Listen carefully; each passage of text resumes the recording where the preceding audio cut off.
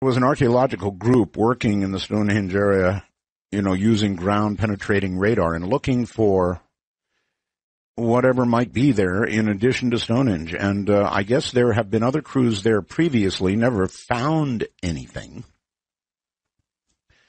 But this group goes, they're about ready to pack it in and go home because they didn't find anything like the other groups.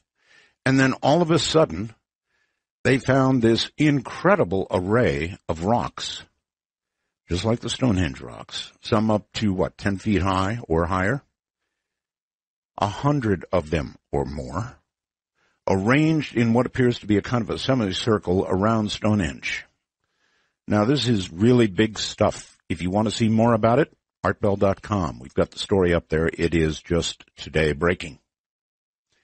Other news, I guess, almost worth noting. It has been a summer of chaotic activity politically. We've got Donald Trump. We've got a socialist, Bernie Sanders, ripping up Hillary. It is upside down as it is, and then, of course, Joe Biden, maybe, as upside down as it has ever been in American politics. God bless them. The people have had enough. Well, it was supposed to be their first step to freedom from places like Syria, where they'd be killed, but now thousands upon thousands of migrants are mired in despair, anger, and frustration in Western Europe. It's just a mess. They're on an island now, a Greek island. They're trying to get to mainland Greece so they can continue their journey.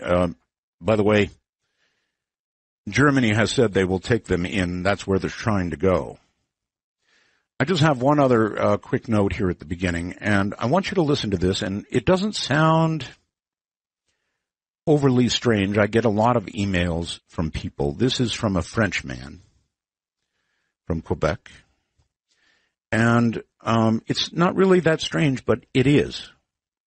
He said, Art, I had a strange encounter when I was about 21, back in 99. I was working at a gas station, finishing my shift, when a family of 4 with 2 children, boy and a girl, came in.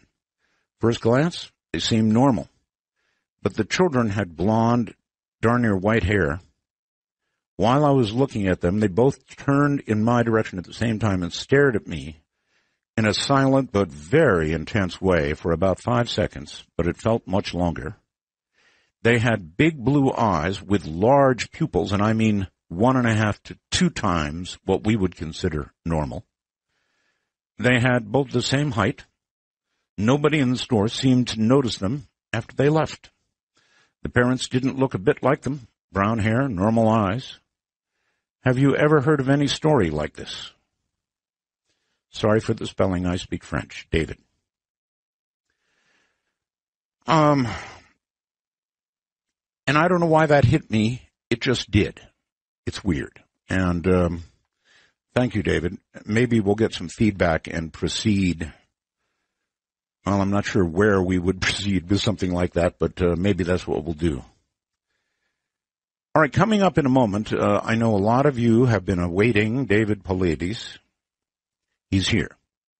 David received his undergraduate and graduate degrees from the University of San Francisco and has a professional background that includes 20 years in law enforcement and senior executive positions in the technology sector.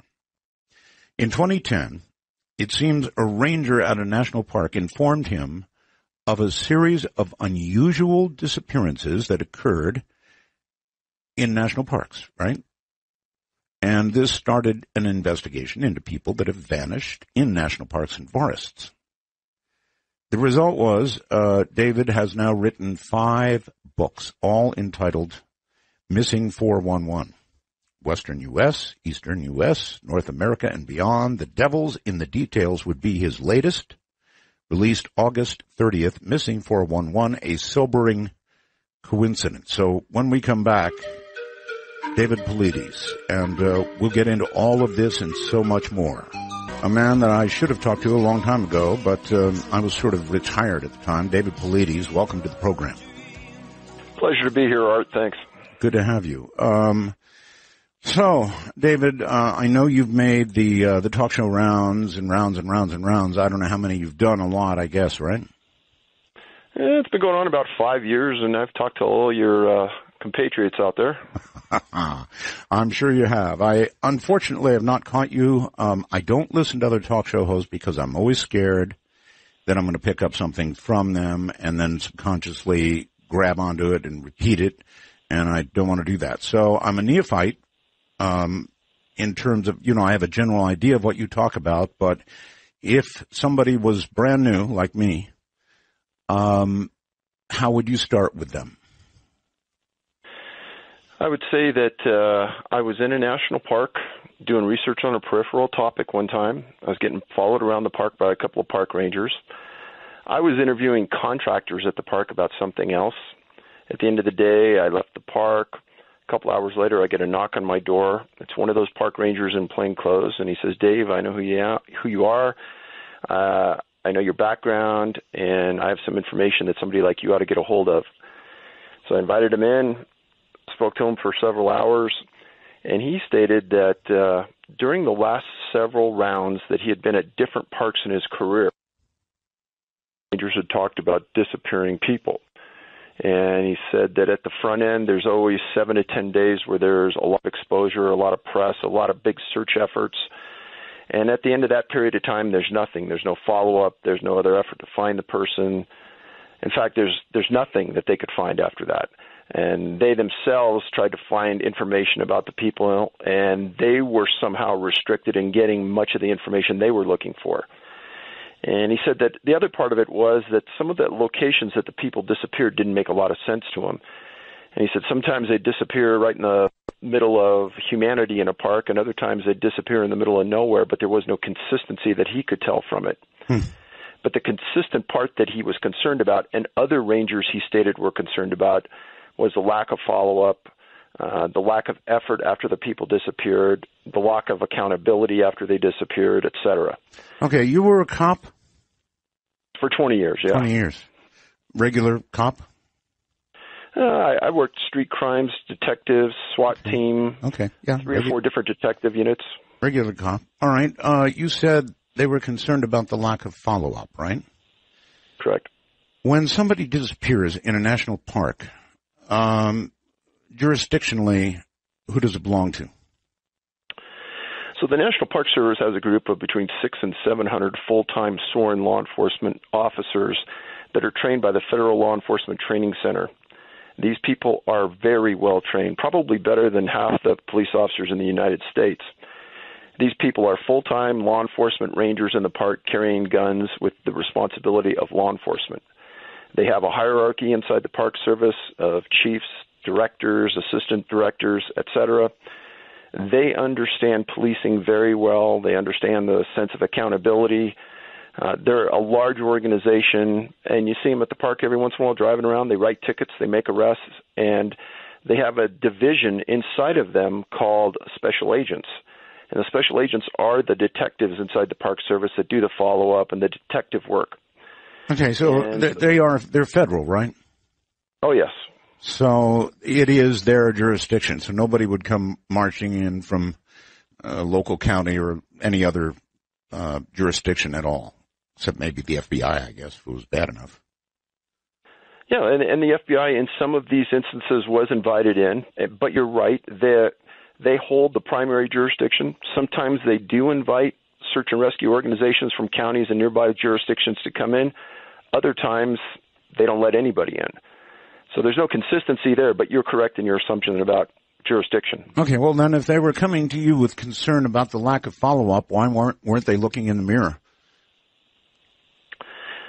I didn't understand that at the beginning, but then after I started to look into it, it becomes pretty obvious the mentality and kind of the approach with the Park Service.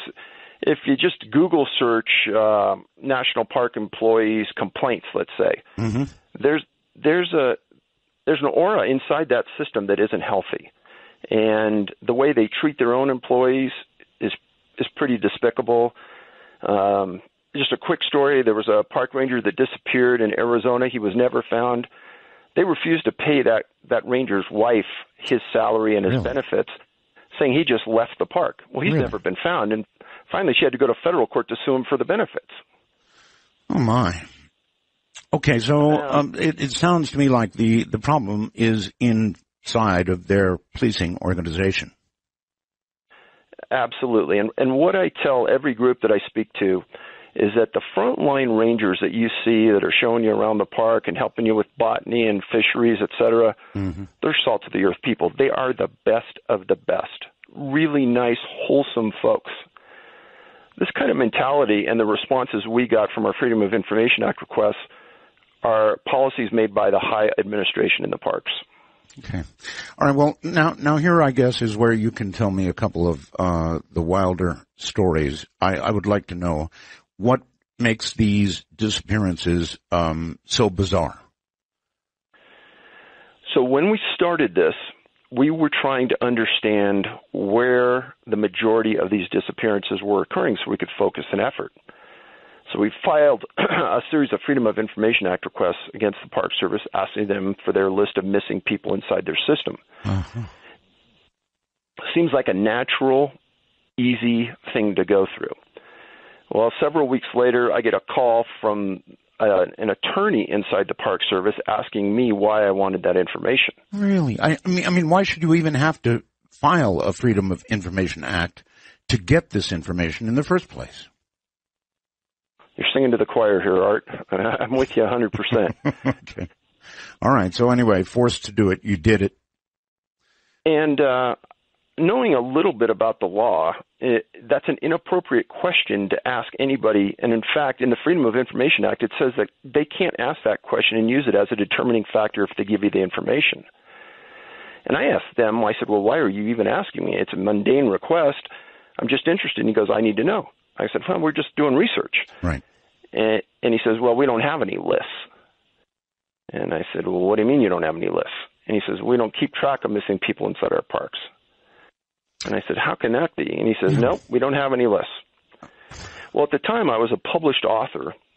So I said, okay, I want an author's exemption because I'm published. I want the list. And he says, well, we'll have to get back to you. With a list that they don't have. Well, I'm asking him to do the job now. Yeah. Well, he said we don't have a list. We don't keep lists, right? Right. So about a month and a half later, I get another contact, this time from the regional coordinator out of Denver. And she tells me that, well, Dave, I was told by our administration that your books aren't in enough libraries to qualify for the exemption. Okay. And I said, okay. Can I just curiously ask how many libraries one has to be in to qualify? Oh, that's the million-dollar question. And they said, well, that's their decision, Dave. That's not mine. And I was speaking from the Denver office. Okay. And so from that point, I said, okay, well, then tell me how much money it's going to cost me to get the list from Yosemite and from your entire system. She goes, okay, I'll get back to you. Another 4 or 5 weeks come by. She calls me back and she says, Dave, well, the list from Yosemite is going to cost you $34,000. What? And the list from the entire system is going to be $1.4 million. What? What are they faxing it in gold? I already don't get this. Okay. And I'm sure you said, excuse me, how much and why? I didn't write a check, that's for sure. Good. But so that outlined to us some important points, and it was pretty obvious from the get-go that they didn't want that information getting out. Apparently not.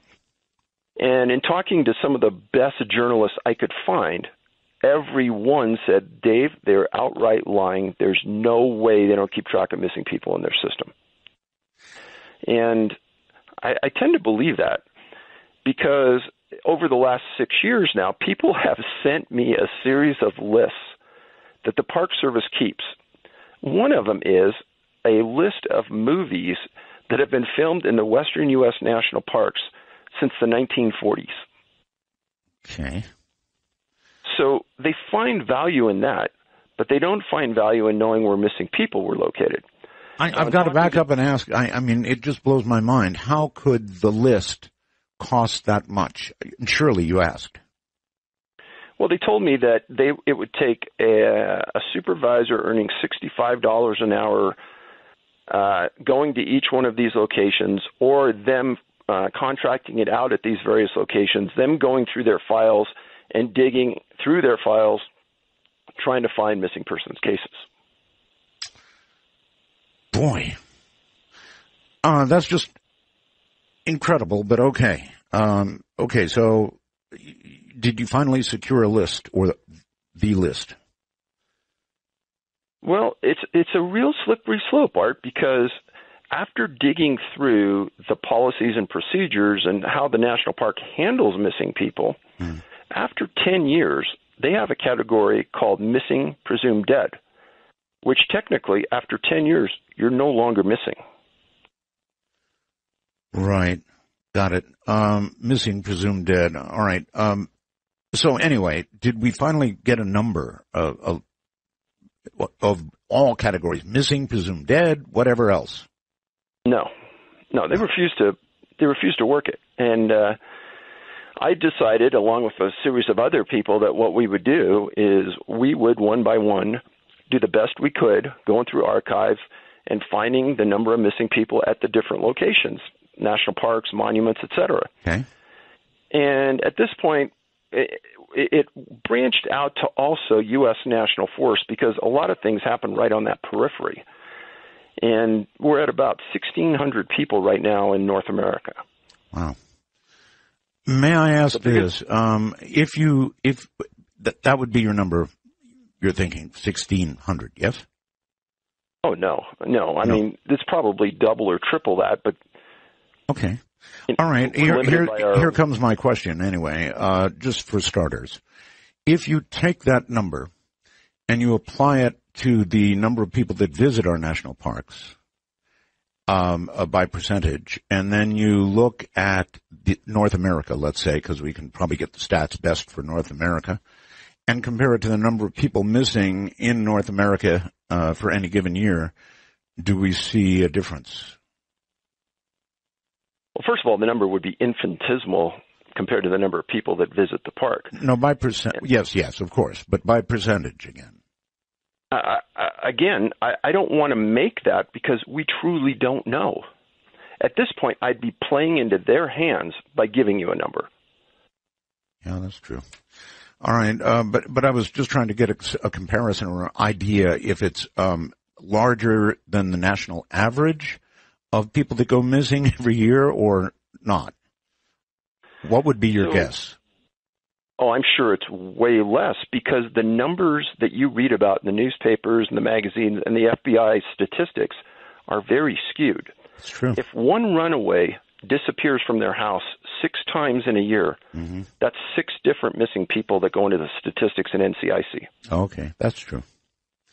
So it's a very skewed number. It's only the number where it says suspicious unknown perpetrator, which is about 1.5% of all disappearances of missing people. All right, let's move on then to what makes these disappearances so puzzling. So after reading thousands of reports and going over many, many articles and just grabbing anything we can, we started to find that certain things come out at you that are abnormal. And we first set the criteria at rural disappearances, no suspects on the case, the person can't have a history of mental illness, it can't be a voluntary disappearance, there's no evidence of an animal attack or human predation, and one of the biggies is lack of scent and by the canines or the bloodhounds that came to the scene. They can't find a scent trail of the victim. Many of the times, the victim, if they're found alive or deceased, they're missing clothing or shoes. Depending on the geographical area they disappeared, boulder fields and berries are involved. And soon after the victim disappears, bad weather is often associated with the disappearance. If the victim is found, they're often found near creeks, rivers, and bodies of water. And the majority of the incidents occur in a time frame between 4 to 5 p.m. or slightly later. If the missing is located, they are often found unconscious or semi-conscious. And later on, when they're questioned, the majority of the time, these victims can't remember what happened, where they went, or how they disappeared. Wow. In an abnormal number of times, where a doctor or the parents talk about it, they talk about the person having a fever, a low-grade fever. Okay. And this is the one that'll blow your mind. But the missing are most often found in an area that had been searched many, many, many, many times before, sometimes dozens of times. And bam, they're all of a sudden right there.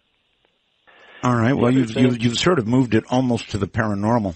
I mean, with those facts alone, I'm not jumping to the paranormal. I'm just saying that it seems impossible.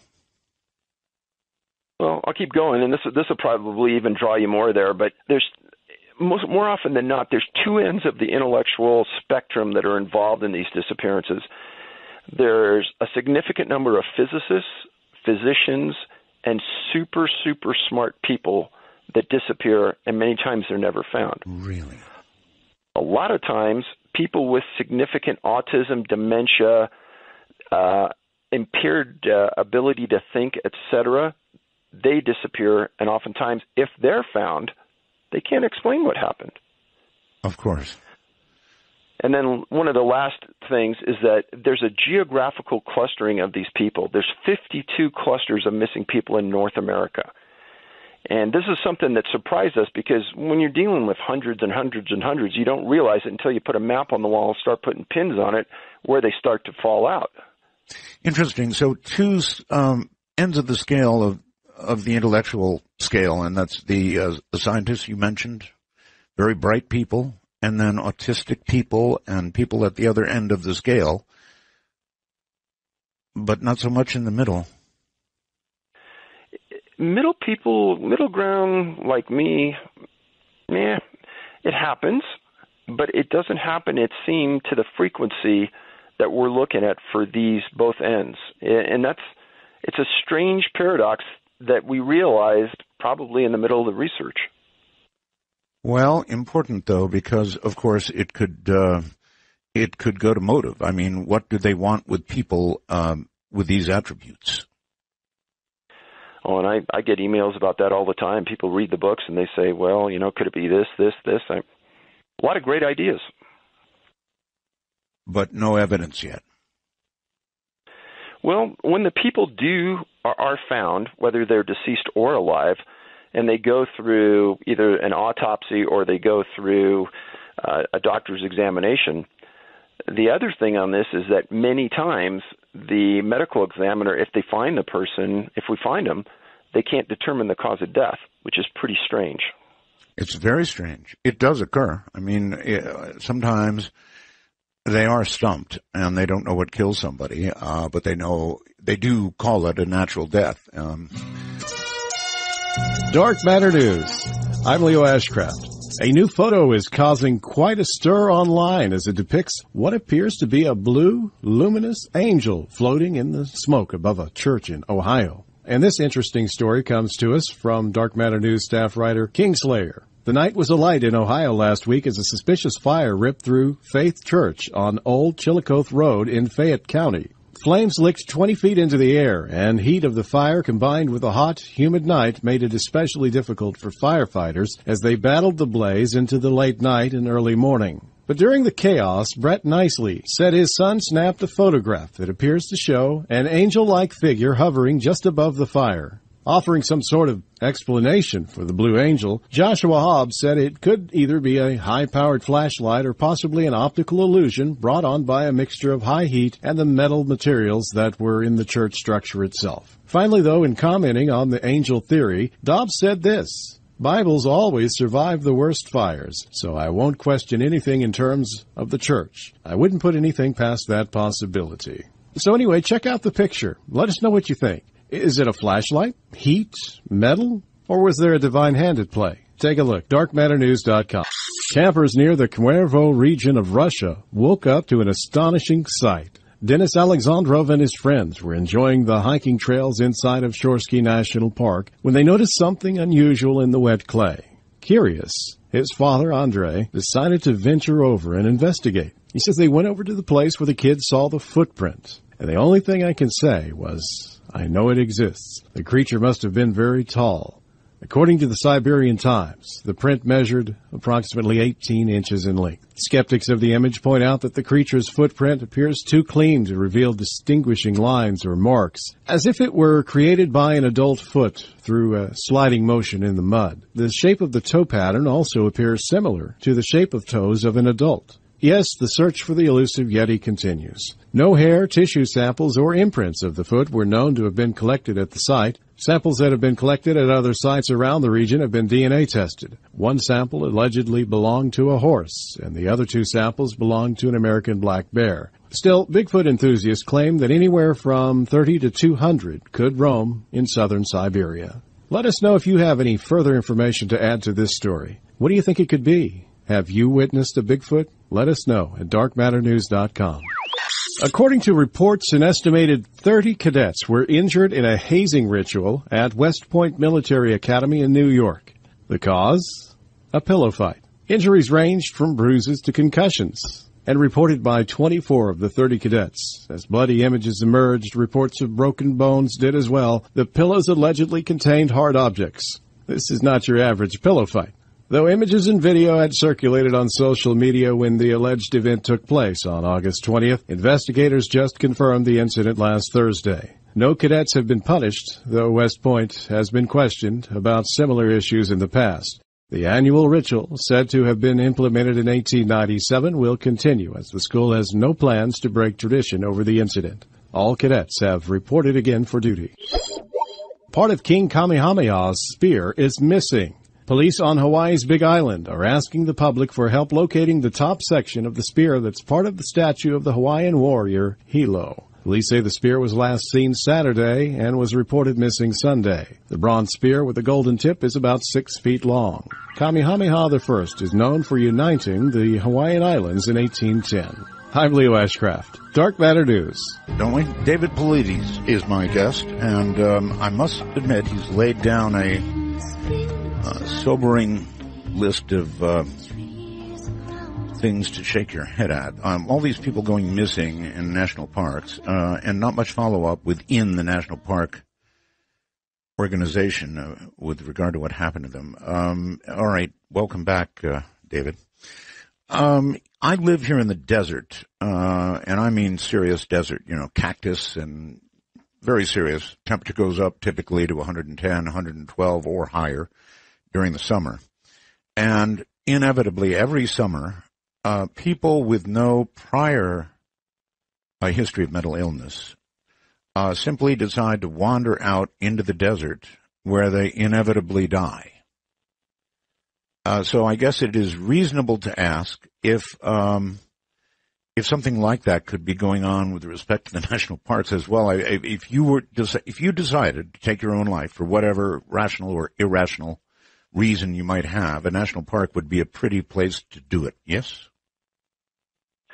Sure, but if there's ever any inclination that that person had a mental illness or was about to commit suicide, it wouldn't be one of the cases that we considered or wrote about. Okay, well, not all suicide is irrational necessarily. I mean, that's subjective, but, if you've got something wrong with you, then, of course, it's a likelihood. Another thing that occurred to me that I want to ask you about is the possibility, and I haven't actually heard the details of any of these cases yet, and I want to do that, but does any of this lead you to the conclusion that we could be dealing with a serial killer or even a series of serial killers? So if I could just back up a little bit, when you talk about people who want to commit suicide, there's large numbers in the books that I write about that are very young children. And so that issue of suicide or voluntary disappearance is kind of washed away. And if you remember that if you just stick to those profile points I gave you, no scent, they bring in professional trackers, there's no track that they can find, the people don't call for help. It's like they have vanished completely. There is no track to follow. There is no scent. Sometimes the canines will walk in a circle and lay down. Sometimes they look at the trail and they just don't want anything to do with it. No, David, I'm with you. I mean, everything you've laid down leads me toward the paranormal. I'm trying to sort of back up and see if there's any other thing that might make sense. A serial killer, of course, doesn't make sense, and there would be sense, and there would be tracks, and there would be a lot of things. So, I'm with you. I'm just reaching. And that's logic. And when I tell a group of people, this is where everybody goes in that comfort place in your mind trying to rationalize this away. And the first thing is, well, could it be a serial killer on the trail? Well, I live in Colorado, and my guess is probably 80% of the people on the trail carry a gun. So I've never heard of somebody trying to abduct somebody on the trail because there'd be a firefight and there'd be dead people laying there. Very good point. Very good point. And the other thing is that what do you do with somebody who's 5'10", weighs 200 pounds? You're not going to carry him very far on a trail. No, you're not. Maybe you bury them. I don't know. You set up a series of things that, again, leads right back to the paranormal because it's all so impossible. Can you give me a couple of specifics? You've documented these cases, so if you reach back for one of them or the most puzzling cases you can find, give me a couple of them. Well, let's start with some this summer that happened that are right on key. Talk about Grand Canyon National Park, and there was a group of people going down the river with a tour company floating down the Colorado. Right. They're about 4 or 5 days in, and they always stop at this one place that has a small creek that flows into the Colorado. They let everybody get out. They walk up this creek, not very far, a couple hundred yards, and there's a waterfall that goes into this deep pond. People jump off the rock into the little water pool, and then they all walk back after a couple hours to the boats, and they go further down the river. Well, Morgan Heimer was one of the tour guides, and he was in his first year from the University of Wyoming, 22 years old, a stellar kid. June 2nd, 2015, the group stops 4 or 5 days in, far outside the normal bounds of the park. I mean, they were really deep in there. And the group gets out, and they walk up to this pool. They have fun. And Morgan is the last person in line as they're walking back. He's wearing his life preserver. He's carrying a water bottle. And the creek is so small that people said you could wade across it without it coming up to your waist. Make a long story short, everyone gets back. Morgan doesn't come back. Someone from that company called me and told me the details that I'm telling you now, that a lot of it didn't become public. But they said that they were absolutely baffled what happened to him because it makes no sense that he could go anywhere. Canyon walls were steep. They got out their satellite phone. They called for help. That night late, the National Park Service shows up. They search for a few days. They don't find anything. He's never been found. Now, Roger Marsh from MUFON read a couple of my books, and he wrote an article for the Huffington Post called Don't Be Last in Line.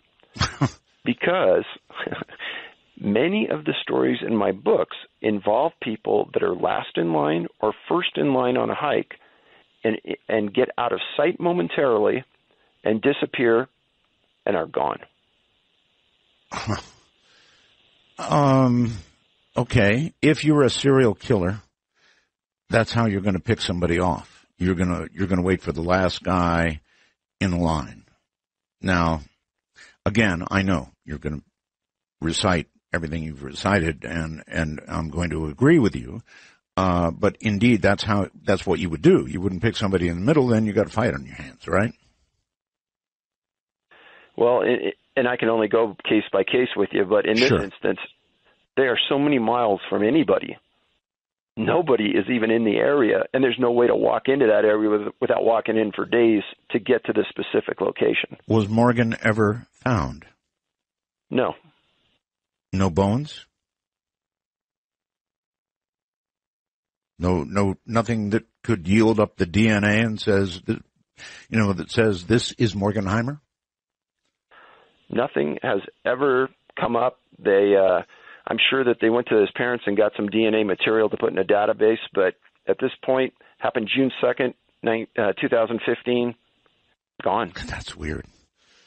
Really weird. If somebody had grabbed him, I mean, they weren't that far apart in the line, were they? I asked that because you'd grunt, you'd scream, you'd do something if somebody grabbed you.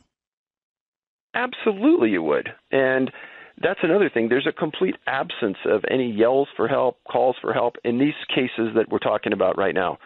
Now, some of the other things that have happened over the years, there is some indication that something really strange is going on because the person happened to be on the phone with another individual at the time they disappeared. Wow. In these cases that we're talking about right here, there's nothing. Okay.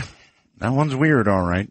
Somebody who has heard you in previous shows, I guess, elsewhere, asks, please ask David about the condition of the feet.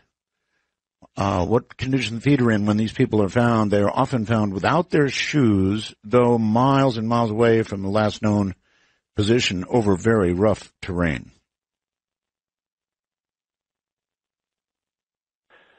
Well, that's $1 million question that I ask myself all the time. And the reality is that you've got to understand the mentality of the search and rescue people.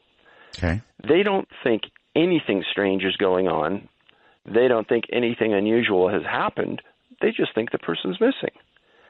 And many times the news broadcasts will show somebody walking back with no shoes, and nobody ever thinks to ask them what happened or thinks to say, how did you lose your shoes?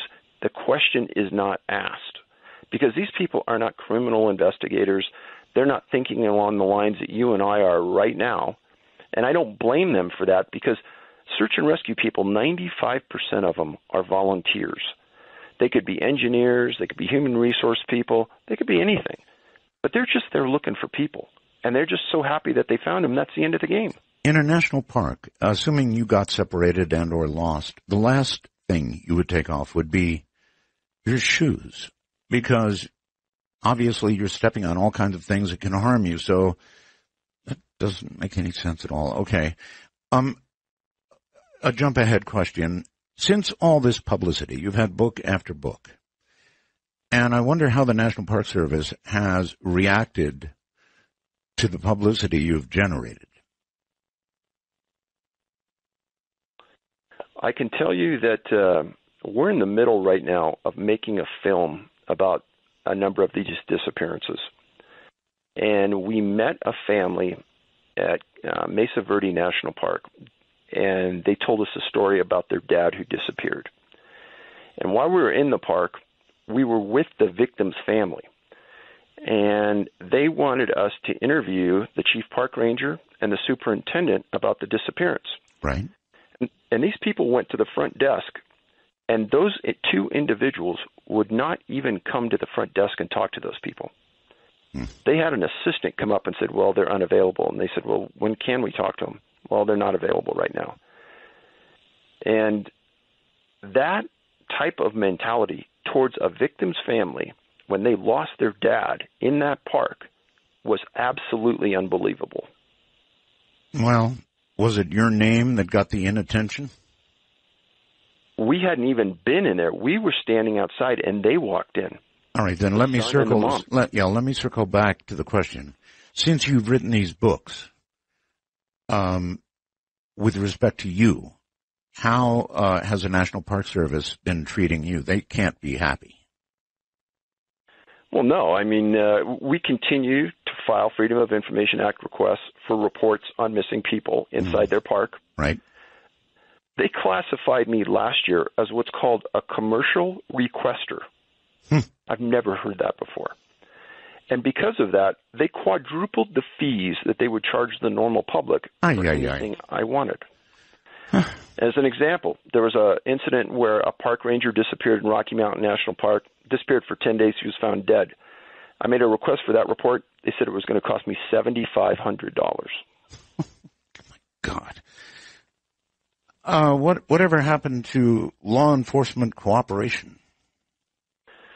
Oh, that's a really good question.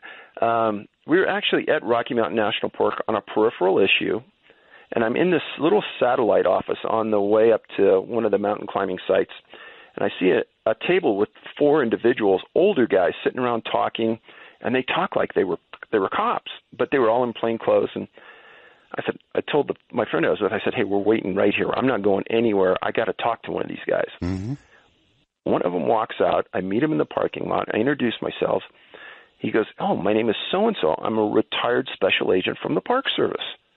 I'm thinking, oh, I hit the glory hole right here.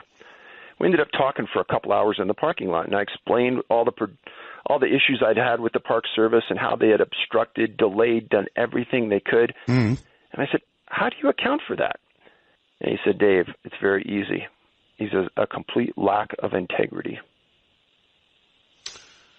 And he went in and he told me a story about an investigation he was doing into a park superintendent about high criminal felony case, and he got a call from Washington, just said, just drop it, leave it alone, walk away. And he goes, Dave, that's the way the Park Service works. And the answer to the question why is it's corrupt? He didn't really go into that. He just explained it in very simple terms that don't be offended because it's probably not you per se, but it's just the way they do business. And he said, you're never probably going to get that information out of them regarding missing people because they don't want you to have it. All right. How weird does it really get? I mean, go ahead and hit me with a couple of other cases. You would think that with some of the weirdness you're describing, it would have caused other investigators, paranormal type people at this point, to jump in and begin investigating and looking for signs of Bigfoot or some Wolfman or God knows what. So proceed. I'm told you have a lot of cases, and I'm interested in how weird they really are. So why haven't other people looked at this? Something called plausible deniability, meaning in our world, we've been told it's normal for people to go down a trail and disappear and never be found. Really? Well, and that's kind of the way it goes, because you only hear about these people for a couple days, a couple of reports. Once they're missing and they're never found, you never hear about it. Well, maybe it's normal on TV. You know, the last guy in the line disappears, just gets snatched away.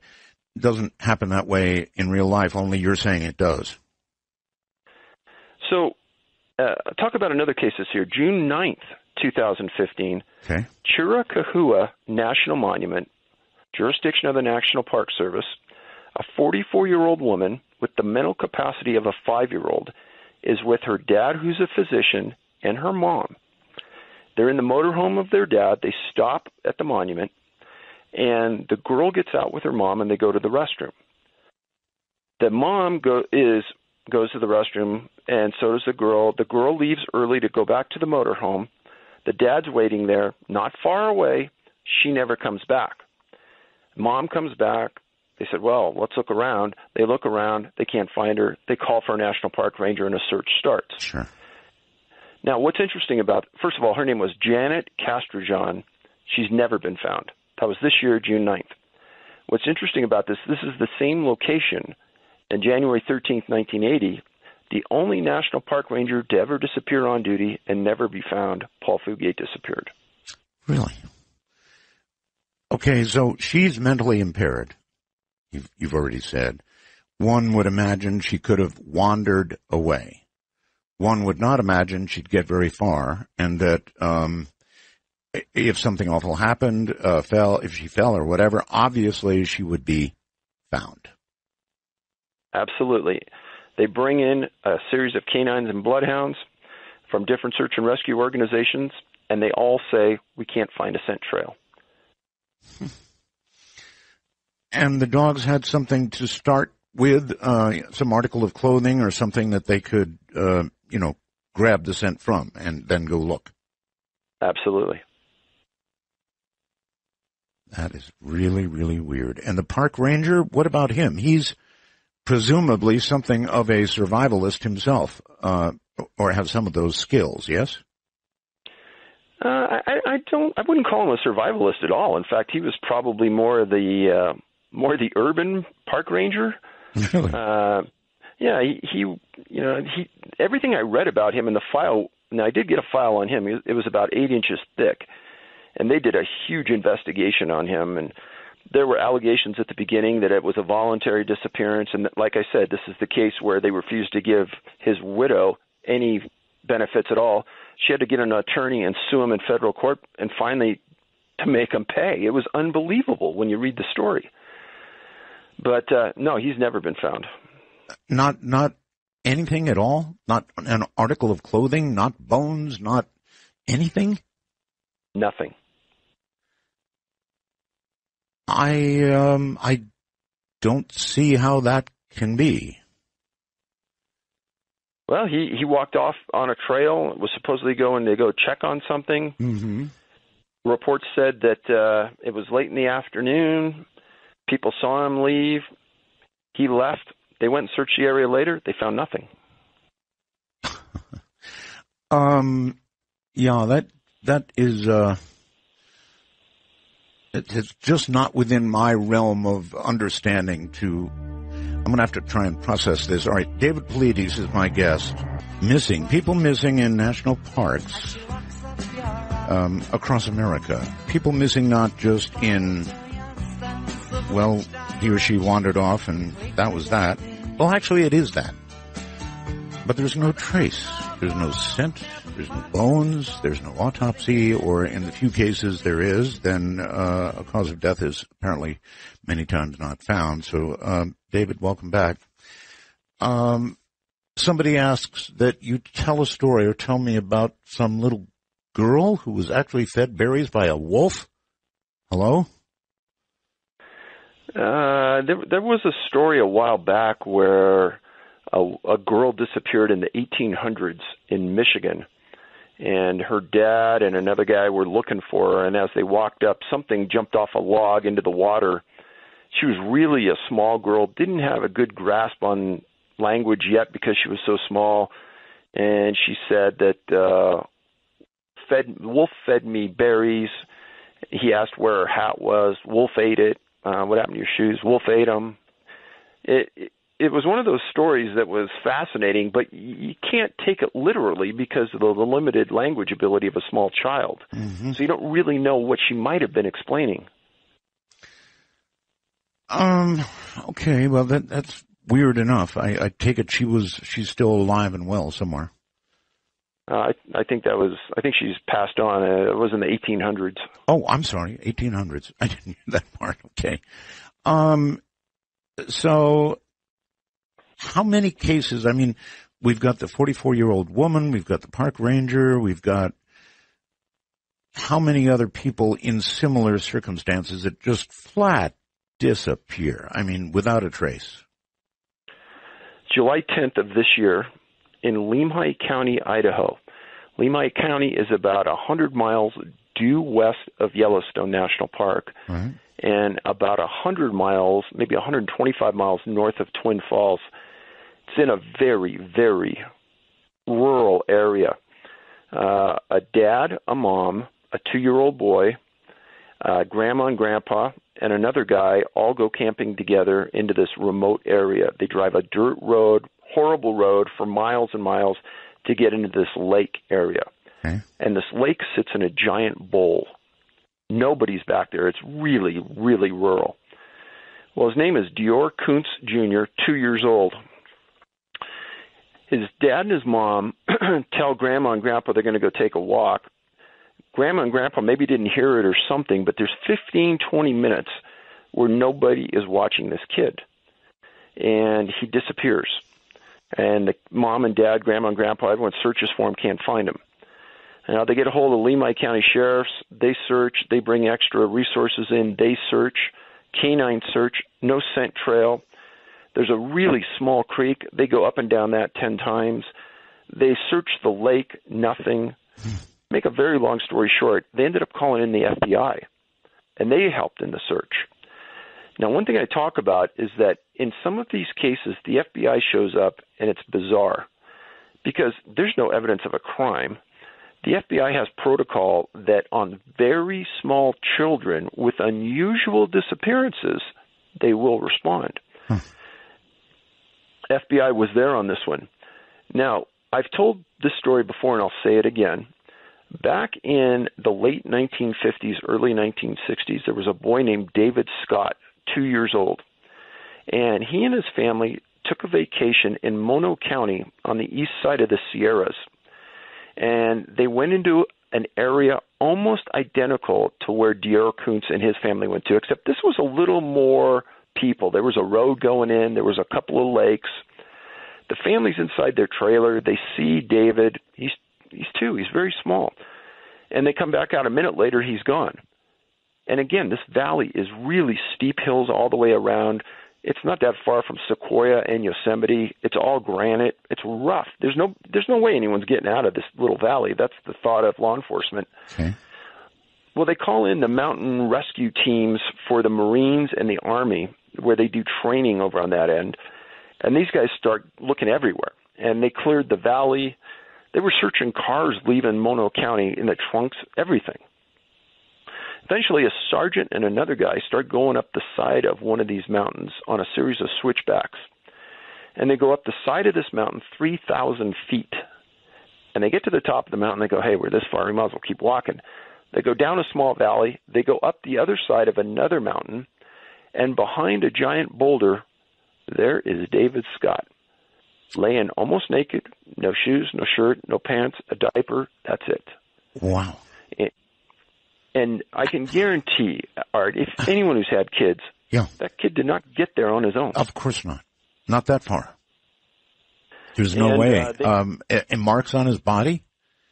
Well, that's what they asked the Marine that found him, and he said, I'm not an expert on that, and I don't want to comment. And I did a huge archive search on this. The Sheriff's Department doesn't have the report anymore, and in the archives there was never anything on the cause of death or anything about David and the disappearance other than the facts I just gave you. Wow. Now, I do tell people that the trail up the side of that mountain from where he was camping, there was nothing on the side of that mountain. It was a granite wall with a trail of switchbacks. So if he was standing on that mountain, anybody could see him walking the switchbacks going up. Mm-hmm. And he could look right down and see his parents. So it doesn't make sense. No, it sure doesn't. Boy, and it brings you right back to the impossible brings you to the paranormal. Or at least it eventually gets you there. And I'm not trying to jump there, but you're not giving me much choice. If it was a predator, there would have been obvious signs of a predator. Even if, the body wasn't eaten, there'd be marks everywhere. It would be, little boy would have been a mess. These are recent. Here, let me try this. You've given me a lot of recent cases. Is there a cluster date-wise or year-wise as you look back? I mean, when you're trying to put together a puzzle like this, that's part of it, right? When did these things happen? Was there a cluster? So in my books, I explain this because at the back of every other book, there's a complete list of all the missing from that book, the dates they went missing, the locations, states, etc. Right. There's one thing about these disappearances, is that if there were 5 of them in one summer in one location, everyone would jump all over it. But there's a distinct lack of consecutive disappearances in one location. I call it the hopscotch effect. Mm-hmm. It may happen in Yosemite now, and then it happens in Crater Lake National Park in a month, and then it may happen in Great Smoky Mountains National Park in another month. But having a series in a row in one location does not happen. Okay, numbers-wise, if you look at the amount of the number of years that you've researched thus far, is there any way at all to say, in 1999 or 2000, we had a real peak of this, or in 2015 we're having a real peak of this, or are those records just not available? Probably the one location that sticks out more than anything else is from the late 1920s to the late 1940s. More young children in that age bracket between 2 and 8 disappeared in Pennsylvania than in any other time or any other location I've ever seen. Wow. And do you attach any meaning to that?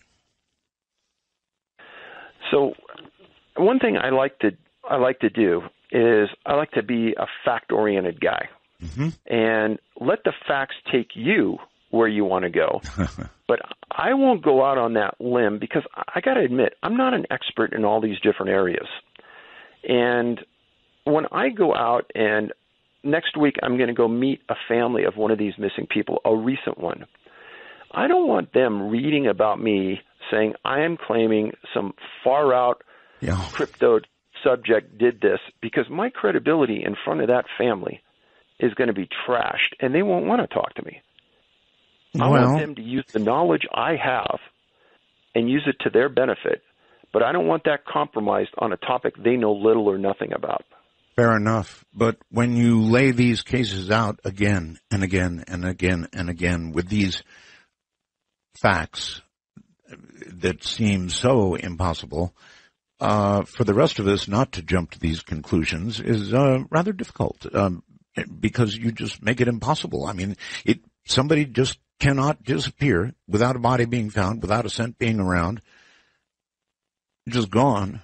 You might as well have called it, I don't know, not a trace, 411, or anything else. Is just that, because that's what it is, not a trace of these people. They just are as though they disappeared, or they were, heaven help us from saying it, taken up like a cow by a UFO. I don't know. This is go ahead. One thing I don't do is I don't minimize anything anyone says. And I have learned so much in 6 years from people talking to me and telling me their own thoughts and opinions about what's going on. I mean, I've had 8 or 9, maybe 10 thesis-length explanations from people who are 100% positive that they know what's going on here. Now, obviously, none of them are right, but the truth of the matter is that I've learned a lot from this, because there's parts of all of their thoughts that do make sense. But then there's other parts that are completely impossible. And when I wrote the first book, Eastern and Western U.S. came out almost simultaneously. Mm-hmm.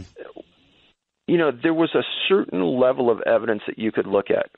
And as you keep going forward, you start to realize, well, what may have been applicable in the first book sure isn't applicable now, because this tire that we're working at, there's like 3 spokes in that tire right now.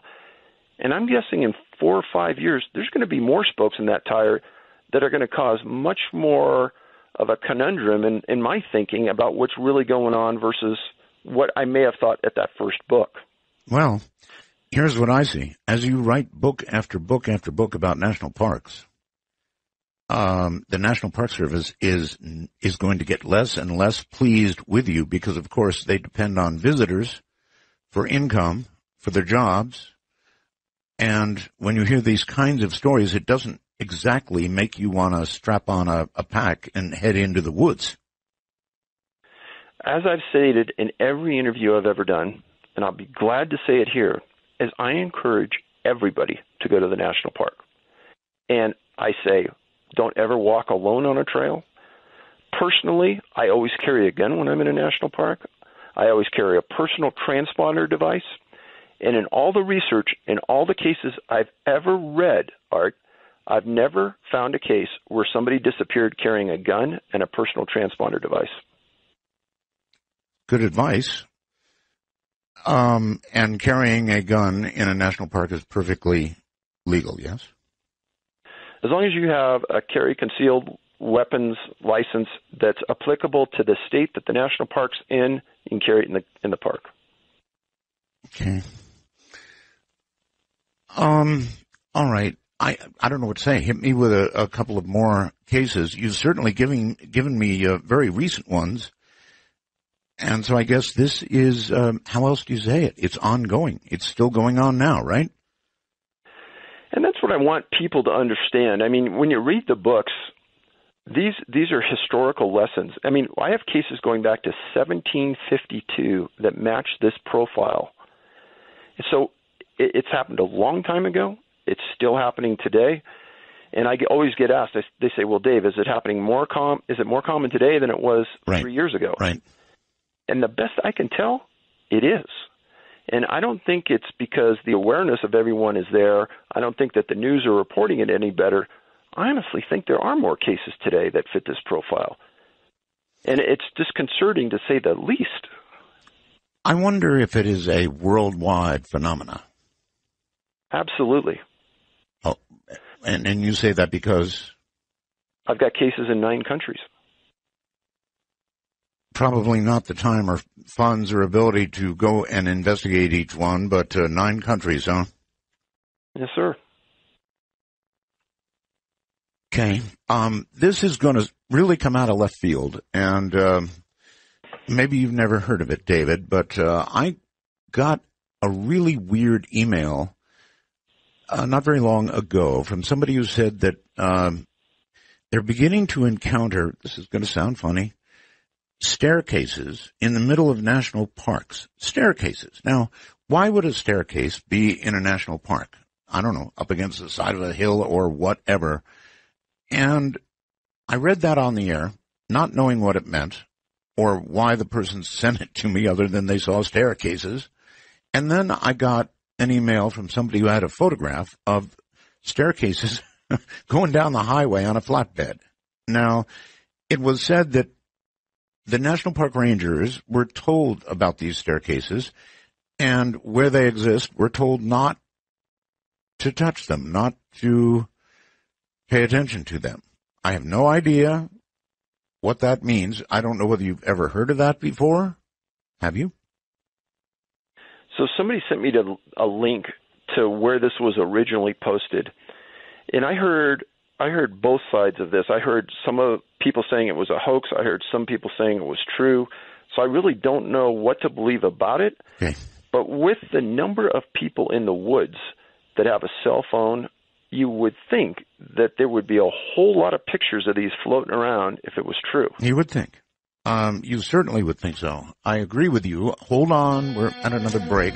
David, let me ask you a couple of things they're asking me. Josh says, ask him about the case of Dennis Martin in the Smoky Mountains and what he was told by Dennis's father about the FBI agent on the case. That resonate? Oh, yeah. This is a lengthy story. We have time. I hadn't planned on talking about it, but I'll be glad to. Okay. Dennis was a 6-year-old boy, and he and his dad, his grandpa, and his brother went up to a location in Great Smoky Mountains National Park called Spence Field. It was Father's Day in the early 60s, and they were camping out, and during the day, the kids and the grandpa and the dad were playing and having fun. They were sitting at a corner of the park up near the edge of the forest in this big field, and they were running around, and this other family comes up to him and asks Mr. Martin if the kids could play together. Sure. And he said, absolutely, this is great. And the other man leans down and introduces himself, and his last name was Martin as well, which is quite a coincidence. It is. And the kids start playing together, and they decide they're going to play hide and seek. And, you know, one guy's looking, and all the kids run off and hide. And Mr. Martin said that he watched his son Dennis go behind a tree right at the edge of the meadow. And after everybody said come out, Dennis didn't come out. And Mr. Martin said he got up, never took his eyes off the tree, walked towards it. His son wasn't there. Well, right next to this tree was the Appalachian Trail. He said that he ran nonstop for 2 miles down that trail and never found his son, came back, told his dad to go down the hill, get park rangers, and that started one of the biggest searches in that part of the country ever. And it also, that afternoon, it started to rain, and it rained there nonstop for a week and a half. So during the search efforts, the FBI sent an agent to the park to quote-unquote monitor the case. Mm-hmm. And he teamed up with another park ranger that monitored the case. Now, at that time, after a couple days, the Green Berets show up via helicopter into the park. They land, they get out, and they set up a base with their own communications. The park rangers come over and say, hey, we could team up together, we could work since we know the park, blah, blah, blah. They said, nope, we work alone. And contrary to what you will hear out there by some people, there was never anything definitive about who called the Green Berets in. Because I have a report that's about 4 inches thick, and I've gone through it 6 times, and nobody wants to stake a claim into who called them and why they were there. 2 times I've filed Freedom of Information Act requests with the Department of the Army asking for the orders for that Green Beret team on that date. 2 times, Art, I never even got a response. It wasn't a denial. Yeah, did somebody have a very close, high-placed friend in the military? If they did, it's not in any report I ever saw. So the Green Beret were there for about a week. They pull out. Mr. Martin never left the park for 6 weeks. I understand. Now, as Dennis was disappearing, unbeknownst to anybody at Spence Field, there's a family that's at the bottom of the park that drives in, goes up to a park ranger and says, we want to go to a location where we can see a bear. And the rangers tell them to go to this place called Rowan's Creek. So mom, dad, kids start walking up this pretty rural area, not a real defined trail, up this slow canyon. And as they're getting up there, they hear a scream, defined as a deafening scream. Now, the last name of this family is pretty coincidental as well. Their last name was Key, K-E-Y, and this is the key part of the case. As they're walking up this valley, the younger son says, Dad, look up there. I see a bear on the side of the hill. The father looks up on the hill and says, no, son, that's not a bear. That looks like a man, and he's hiding behind the trees from us. And the family sees this, and this thing is darting behind the tree. You can't see him very well, and eventually takes off. Well, the family goes home, doesn't know a kid's missing. Next day in the Knoxville Times, front page story about a boy disappeared on Spence Field at the exact, maybe 45 minutes before these guys walked up this valley. So Mr. Key calls the Park Service and says, I think I may have something for you, and I will come to the park and show you the location where I saw it, and we can see if it makes any sense. Well, the supervising detective for the Park Service at that time calls him back and says, no, don't come to the park. We'll come and we'll meet you halfway. So Mr. Key meets him. Now, this is unusual because when you're a cop, you want to see what the people saw, where they saw it. You bet. So this makes no sense. And they met, and that was the end of it. Well, a Knoxville Times reporter happened to hear about this meeting and hear about the observation from the Key family from a family member, not even a source related to the park. And he goes over to Mr. Martin and asks him if he's heard about this. Mr. Martin goes, no one's ever told me about this. He goes over to the search and rescue people and goes, do you know about this? And they go, yeah. But it's not relative to you. Don't worry about it. He goes, no, you promised me everything I would be told. And they go, yeah, but it's impossible. The timelines don't make sense. Well, Dwight McCarter, who's still alive, was the chief tracker for the Park Service. And Mr. Martin went to him and told him, this is the time, this is the place, could it be? And McCarter said, yeah, it's possible. He goes, why don't you and me make that hike tomorrow and see how fast we can make it? All right. The next day, Mr. Martin and McCarter make that hike in plenty of time. And Mr. Martin knew then that the Park Service was holding something from him and wasn't telling him the whole story during the entire search effort. Make a longer story very short here. At the end of 6 weeks, eventually everybody pulls out. They don't find anything. Contrary to what you may read somewhere, there was never any evidence Dennis was anywhere. They essentially found nothing to prove he was anywhere in the area they were searching. So about 3 years ago, I went to Knoxville with another investigator, and we went right to Mr. Martin's front door, and we knocked on the door. He's living in the same house he was when his son disappeared. He comes to the front door, and I said, Mr. Martin, you're looking at the guy probably who knows more about your son's case than anybody but you. I came all the way from California. I just want to talk to you for a few minutes. And he said, Dave, my wife and I've promised never to talk about this again. It's ruined our lives. And I said, I've come all this way. Just give me 15 minutes. He goes, you got it. He steps out onto the porch. and we had a very enlightening conversation, one that brought tears to my eyes. I knew this man had been lied to incessantly by the Park Service. All right. There was no doubt. Hold it right there. That's really a good hook. Dark Matter News. I'm Leo Ashcraft. Deer got the munchies at an industrial hemp crop in southern Oregon. The deer got by barbed wire fencing a couple of weeks ago and went through the hemp plants like high-powered mowers, according to Grants Pass Daily Courier. Cliff Thomason, a real estate agent who is the steward of the first industrial hemp crop in Oregon, said that generally he thinks they don't like cannabis. The company planted around 1,000 plants in the section the deer got into, and Thompson said there are only about 40 left. Industrial hemp has a low level of THC, the psychoactive property of marijuana. Kit Doyle, another partner in the company, said it's high in protein, and that's why the deer went on a binge. Hempco has several crops of industrial hemp. Doyle said the group expects to have other plants go to harvest that will produce hemp seed for sale. According to a recent study published in the journal Nature, rapid changes in the Earth's climate due to warming of oceans over the next 50 years could have serious effect on migration and redistribution of marine animal populations. What does this mean for the ocean's ecosystems? At first, they estimate that we will experience a population boom in a large variety of these animals. But the problem occurs when these animals migrate and invade other delicately balanced ecosystems. Though the true effects are unknown at this point and only speculative, for some, competitive animals may dominate, and this could spell disastrous mass extinctions of certain species on Earth as we know it. Polar ice regions are expected to be hit the hardest. Current research shows that there's no stopping these projected changes, but swift actions on taking control of carbon emissions could significantly minimize these biological risks and soften the blow of climate impact.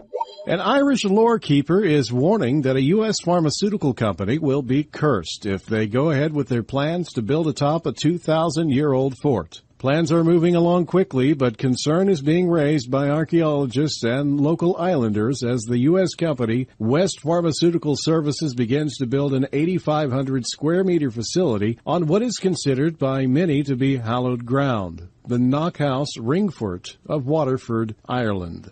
The project, which is supported by IDA Ireland and the Waterford City and County Council, is slated to bring in roughly 150 jobs to the local community by 2018. We wouldn't hold it against you if you thought this whole story sounds like the premise for a sequel to The Poltergeist, and neither would Eddie Linehan, famed Irish author, storyteller, and broadcaster who has warned that the Knockhouse Ring Fort of Waterford, Ireland, is an ancient fairy fort, and that ill will shall fall upon all those who wish to disturb the sacred land. Linehan is one of only a few remaining practicing Shanchaith, or traditional storytellers and lore keepers that, much like bards, memorize and preserve the oral traditions, history, and laws of the ancient Celtic culture. The Tri-Vallet Fort Ring, estimated to be thousands of years old, is set to be cleared as part of the second phase of construction, although a local group in Waterford will continue to campaign for the fort's preservation and for the area to be maintained as a tourist attraction inside the main factory building itself. As for fear of backlash, Linehan said that he'd like it to be on record so that people can look back when something happens and see that they, the owners, were warned and didn't pay attention. It's a question of when, not if, the fairies will decide to take their revenge.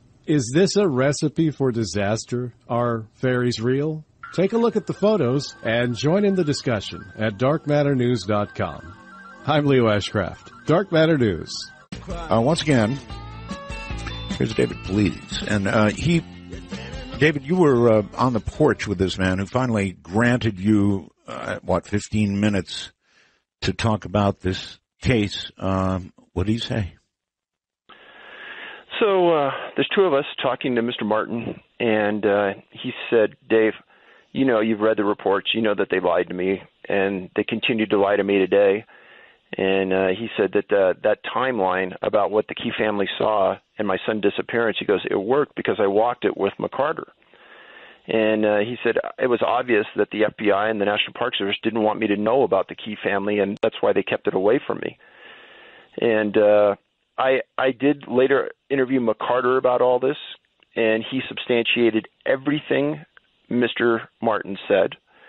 And one thing I always ask people when I'm interviewing them is I say, so is there anything about this incident that I didn't talk to you about that I should really know about? Right. And I said, and he looks at me and goes, absolutely there is. He goes, you wrote about a series of disappearances in the park and around the park at that time frame. I said, yes. And he says, and you wrote that an FBI agent monitored all of those cases. I said, that's correct. His name was Jim Reich. And he goes, do you know whatever happened to Mr. Reich or Agent Reich? I said, no. He said he committed suicide.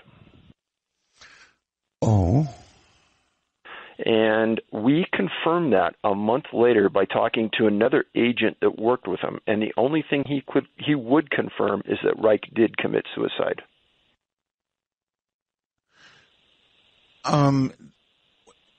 Tell me about the lies. I mean, yes, there were lies told. What were they?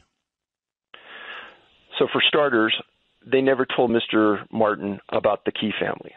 Okay. When he found out about the Key family, they said that the timeline between the disappearance and what they saw didn't fit. He asked about why the Green Berets were there. Mm-hmm. They didn't tell him. He asked about what Agent Reich knew about other cases. They wouldn't tell him. He asked him if there was any evidence that his son was abducted. They said no.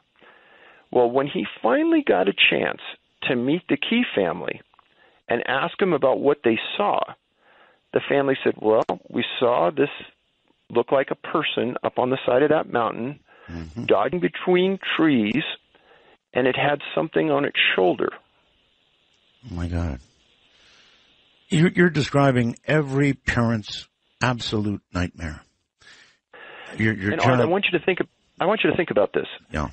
Mr. Martin is in a position where he has to trust the one organization that's going to help him and bring his son back. Of course. Can you imagine living with this for a lifetime and knowing that they've lied to you, they've hidden the truth, and they won't help you? And there's no explanation for the suicide at all, other than what we can imagine from knowing about the case. That's all I know.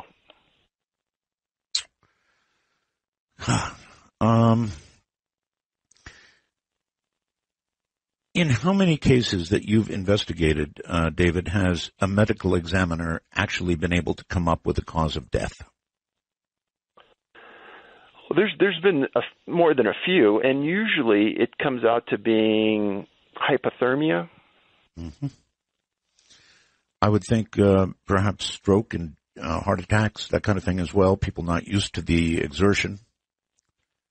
Actually, I've never seen a stroke as a determination. And there may be a heart attack, but I honestly don't remember one.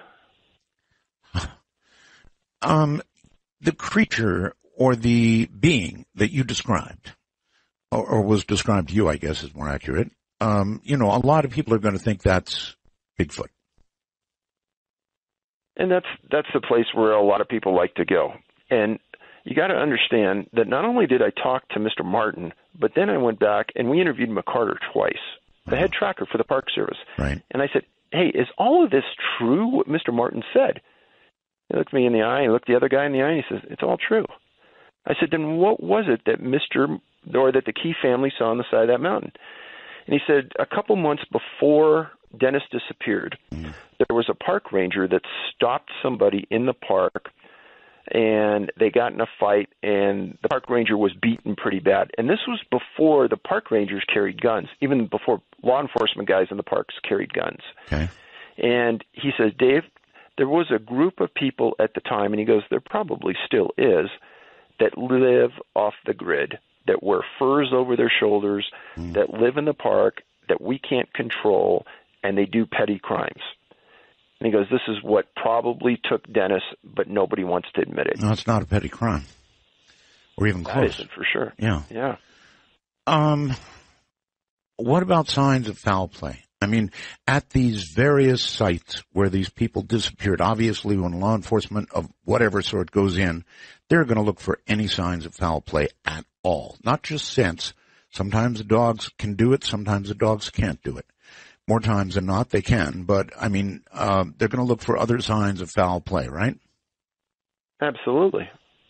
Nothing? Nothing.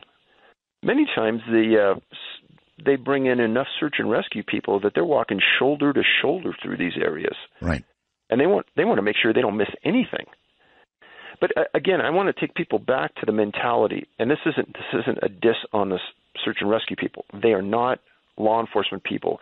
When they're looking for somebody in the field, they're not looking for evidence of a crime. They're looking for a missing person. There's a big difference. Mm-hmm.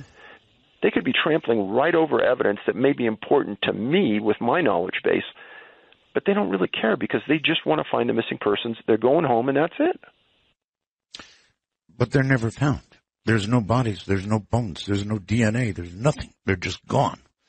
This is what's so weird about it. And in the cases where they have been found alive, you're telling me, and I'm curious how many cases this would be where they are found and they can't remember what happened. Oh, there's a few. There was a case out of Arkansas where a woman and her brother, I think it was, were walking around the woods. They got separated. She wasn't seen for several days. She eventually is found by search and rescue. She comes out, and she said that she was hiding during the time she was missing because there were people in the woods that were stalking her. And then at the beginning, she said that she would walk up on them hiding behind a bush and say, "What are you doing?" And they would hide even further. And the physician that examined her said, "No, she doesn't have psychosis. This is what she really said happened." And she made it out alive after several days. She lost a lot of weight. But that's just one story that I can think of off the top of my head where somebody survived and told something pretty bizarre. And that's pretty bizarre. All right. Let's take a few calls. Let's try it. Debbie on Skype. Hello. Hi, Art. Can you hear me okay? I hear you. Hi, this is Debbie in Arlington. Hi, David. I'm enjoying the program tonight. Thank you for taking my call. I have a couple of questions. It kind of came to my mind. I was thinking about a case that has been going around on Facebook, and a young man came up missing in Antonio, Colorado, and he was from Chattanooga, Tennessee. And the feds were brought in on this case, and he went missing back in the mountains back there. He was at a dude ranch and came up missing, and he was with two friends. He was only 19. Okay. I kind of have my doubts that he just disappeared. I mean, the two friends probably seen something. Did they say anything? And I think that might be the case with a lot of these people. Did they say anything? Are they, I'm sorry? The two friends, did they say anything? No information has been released on what their statements were. Like I said, the feds have come in on it, but, there's been no word. That's weird. On, where he went, or he just disappeared. But my point really is, I think the friends had something to do with it. And I think in a lot of these cases, and I don't know, but just listening to what you're saying, it seems like if you want to kill your husband or your wife, I mean, what a better place to go. These people don't do their jobs. I'm sure a simple Google search could turn that up at any point that, nobody gives a darn over there. What happens? Okay. David? These aren't human-to-human crimes.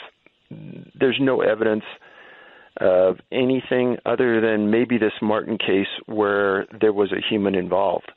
There's no scent trail. There's no tracks leaving the area. Sometimes professional trackers are brought in. There's no evidence that the person even left the region. So I know people will regularly go to this place in their mind because it's a comfort place, because what I'm explaining is very uncomfortable. But I have never had anybody who's read the stories and come back and thought a human did it, ever. No, it doesn't. It really doesn't make sense. And the sightings that there have been, now you told me about the one that to me sounded like Bigfoot, but what do I know? Have there been other similar weird sightings like that? There are those random times where small children say things that could be interpreted many different ways. And I don't put a lot of emphasis on it because there's really no physical evidence that those things happened other than their statements. Right. Okay. Lots of calls. You're on the air with David Paulides. Hi. Hi, Art. Hi, David. Thank you for taking my call. I'm one of the people who read stories about the stairs and the forest, but I guess my question involves different stories. It seems like there are a lot of kids who go missing, but then are sometimes found a couple days later that recall stories about either fuzzy men or people with disfigured faces.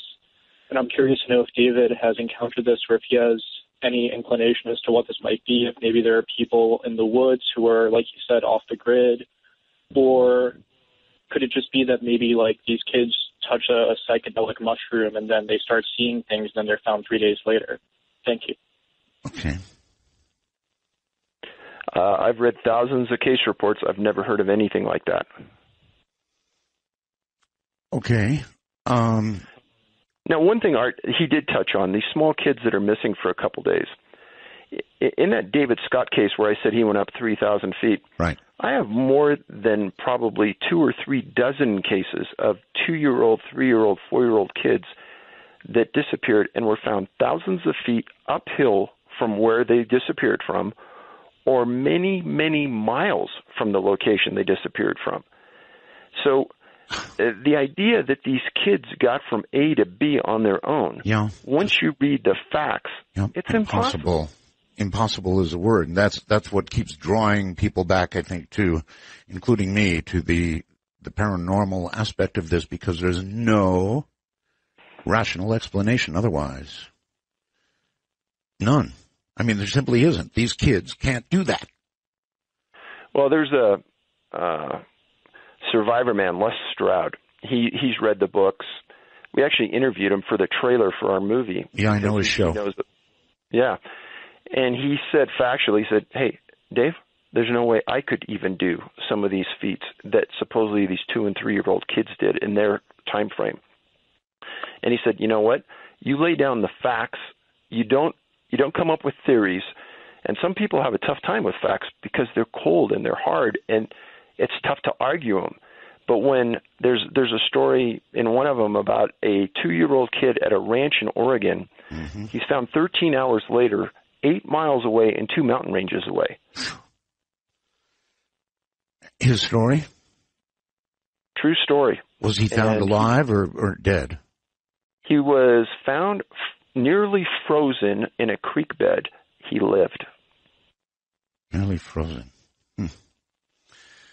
So many stories. Here's one. I generally don't read emails, but Art, about a year ago, a 10-year-old autistic boy went missing from the family camp in a park, either in Oregon or Washington. He was right near his father, who turned for a minute or two to attend to the campfire. He turned back. The boy was gone. Called, searched, nothing. Huge search team spent 3 days looking, all yelling his name, and worried as the nights were very cold. He was not wearing a jacket. On the third day, one of the searchers, who had combed an area over and over, calling the child, decided he'd backtrack up a trail one more time, calling out his name, and was thunderstruck. There was the boy. He seemed to come from nowhere, standing on the side of the trail. He called to him, but he never came. Walked up to him, picked him up, walked down the trail to the search center. I saw the boy on TV, and he was in remarkable condition. He was on a gurney and smiling just as big as he could be, waving to everybody, enjoying the attention, happy to see everybody, wasn't injured, not suffering, for all 3 days in the forest. Never any follow-up. It was astounding. Sounds like one of your stories, except it turned out well. Exactly. It's pretty weird. Pretty weird stuff. Nathan, you're on the air with David. Hi. Nathan on Skype.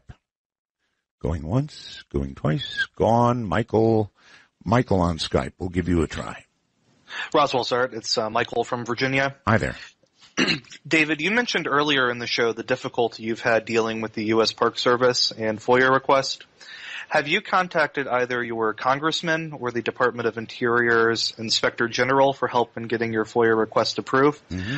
Also, David, what's your personal theory for these disappearances? Thanks, Art, and hello to Belgab. Okay, I don't think we're going to get a personal theory. We can try. What about the FOIA thing? So the Inspector General, to the best of my knowledge, plays no role in appealing or approving this. There's an appeal process, and I've got overturned. I mean, it's been upheld twice that I didn't get the report. All they have to say is it's an open case, and because of investigation reasons, they don't want to release it. And these are just straight missing persons cases, whereas another national park would give me the exact same circumstances and give me the case on a missing person. Yosemite will never give up a case on anything. And so there's no consistency at all in the Park Service. All right. Might as well give it a try. I mean, surely, as you have investigated these cases tons more than we've discussed tonight thus far, you must have some personal hunch is the right word. But I guess you probably don't want to take a shot, do you? So, as I stated earlier, what I may have thought at the end of the first book, we've run 2 marathons as we get to the 5th book now. Mm-hmm. So, and I have 2 or 3 spokes to the wheel. Do I have any positive evidence, physical evidence of what's done it? No. Now, ladies and gentlemen, there's a group of people that are sitting on the periphery that are just waiting for me to say something so that they could pounce on and destroy the reputation of my organization. Sure.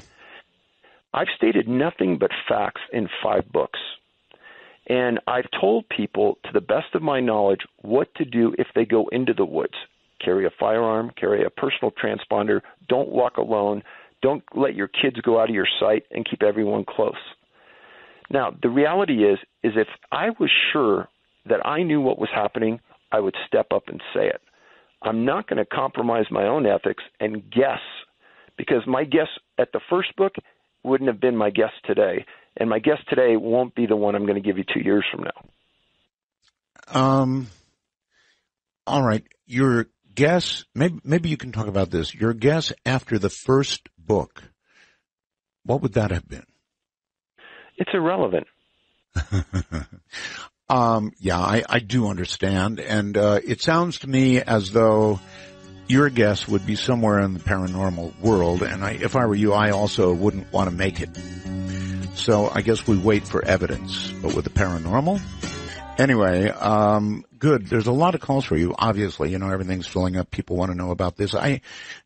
As I said earlier, it's every parent's nightmare. And hearing these things, I don't think it's going to, despite what you said about carrying a gun, location device, I don't think it's going to encourage people to go into the national parks. And I can't imagine the national park people are at all happy with you. So let's keep taking calls. Hello there. You're on the air with David. Hello. Hello. Yes, hello. This is Dean. First off, I want to start off. There's so many interesting questions I want to ask. David, I'm a USF alumnus also, and I know that the Jesuits and their colleges train us to be fact finders, A, and B, to give service to our fellow human beings. So I thank you for doing this, even if you are writing books. I would like to get to the bottom of this. In 1980, was in Big Sur area, hiking with American Indian friend of mine. We were about 12 miles back on a very narrow trail that, way down into God knows what in the canyon on one side and way up, very steep, very bushy. There was some kind of a spring 12 miles in. Anyhow, we became separated. I told him for an Indian, he sure didn't walk very fast. But I went ahead and, I did break the law because during that period we had the zebra killings going on in the San Francisco area, and I did have a .22 pistol with me, and he did also have a firearm. We weren't there to cause any havoc. We were only to shoot them if we got into trouble, and I know people shouldn't be doing this, but if you're responsible, you keep it out of sight. Maybe it does help you.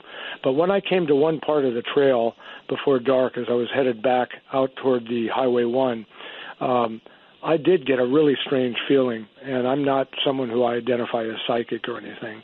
A very odd feeling as I went into a bend that was very dark, and just something told me something was watching me or someone.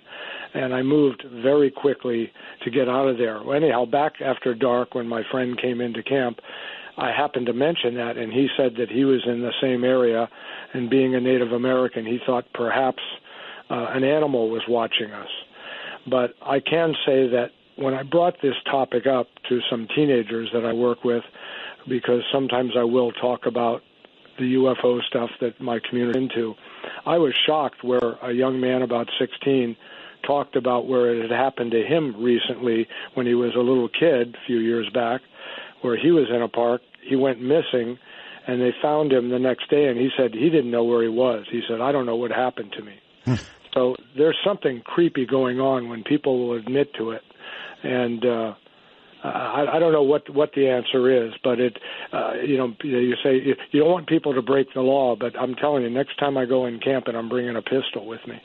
Yeah, I can't imagine not doing that. And that indeed is your advice, David. Take a gun with you if you have to. I guess better to break the law if you have to than end up just another one of David's stories. So let's go to Bryson on Skype. Bryson, hello. Hello, Bryson. Howard. Yes, hello. Yes, sir. Can you hear me? I do. Okay, I was going to say that right when Derek Lou King and Michael Cochini disappeared, I was actually hiking up to Elkmont, and then there was a third person who disappeared at that time, and it was real weird. We'd hiked to Elkmont, my friend Chelsea and me, and then we hiked on up to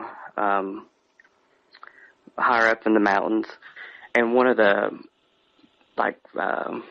restaurant employees was interviewing someone, and I thought we were eavesdropping on an interview for a job, because they asked, well, do you have any medical conditions that would hinder and this and that? And it turns out a third person disappeared during that weird time. And I know that it's in the Smoky Mountains National Park. That Lou King guy was never found, and Michael Cochini, they just recently think that they have found his remains, maybe. So there you go, another one.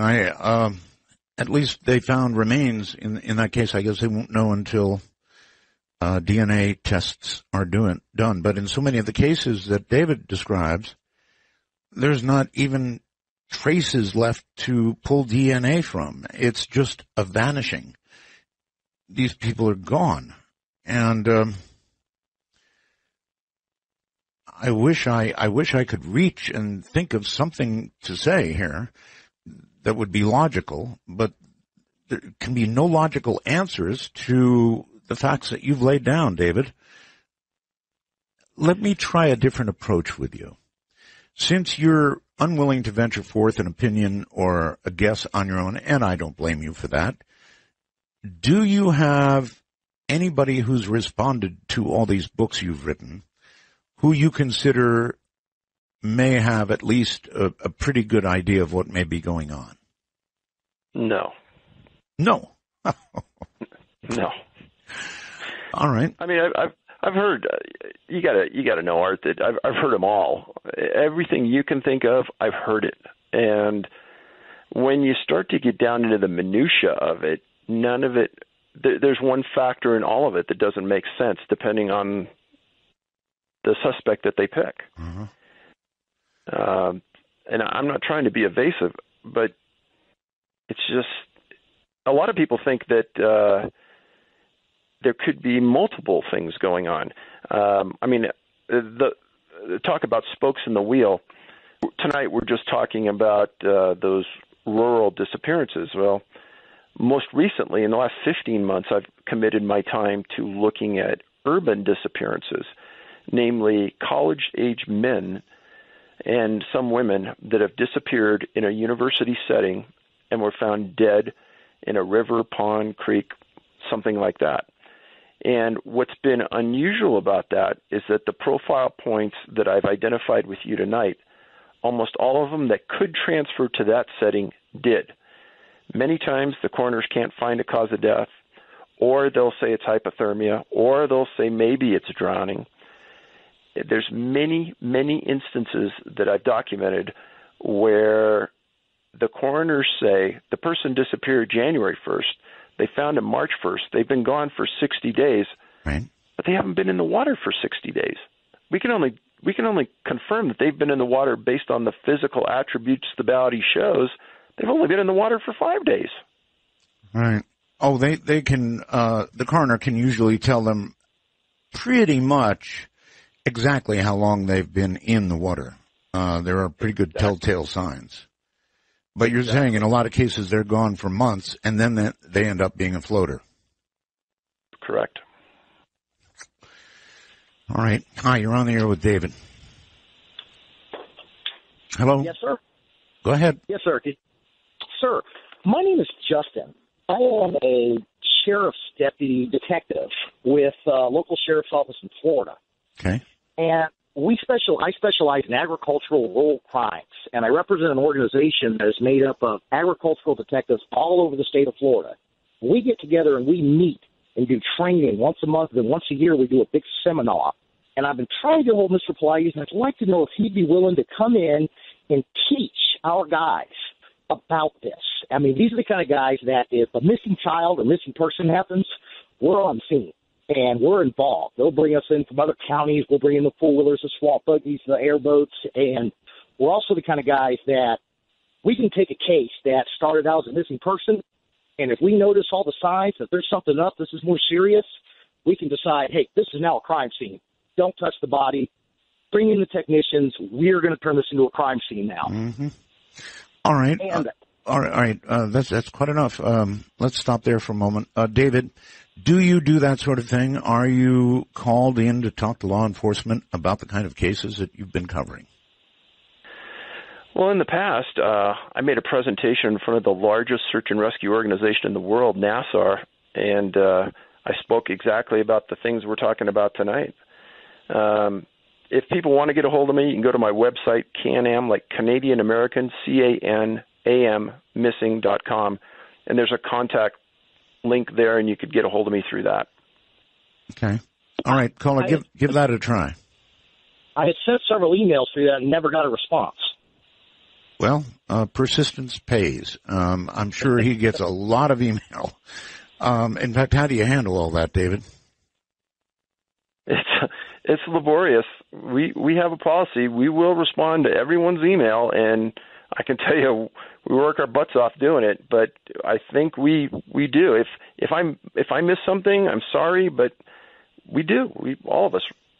All right. Pitch in and help. When another case occurs, and at the rate they're going, there's going to be another one, obviously, and you go to the park rangers to monitor or even help in their investigation because it's another case of the same kind you've been following, are you going to get any cooperation, or are you going to meet with very, very stiff resistance? I have never, and I would never do that. Oh? No. Law enforcement people and search and rescue people don't need help. And I think that the general mentality is that the reason they're there is they know a lot more than you. And at the early signs of a disappearance, Art, it's really hard to tell what the true facts are. Sometimes it takes weeks. Sometimes it takes months. Sometimes it takes the family reaching out to me to say, hey, somebody told us about you. These are the facts. Does it fit? So no, I would never, ever do that because I know the response I'd get. Okay. Whoever is next, it's your turn on the phone with David. Hi. Good morning, Art. Good morning, David. It's Scott in San Diego. I am somewhat mystified at the notion that first there are no comprehensive lists of these disappearances, and then all of a sudden, for tens of thousands of dollars, you can get your hot little hands on these lists. I mean, one of the other callers touched on this, the idea of getting in touch with your U.S. senators or congressional representative. Another step, which I've found to be effective when you get roadblocked by an agency, is to research the congresspersons or senators who have oversight capacity over these agencies and contacting them. Because, see, it's easy to say no to a regular human being or even a reporter, these agencies, but they are very reluctant to say no to a congressman or a senator, especially one who's on an oversight committee. There is that. So has he tried this or thought of trying this? Because that seems to be a good end run. Well, he's right, David. When you get stubborn people in the federal government, generally going to Congress or a senator, if you can get them to help, gets rather immediate attention. You would think so.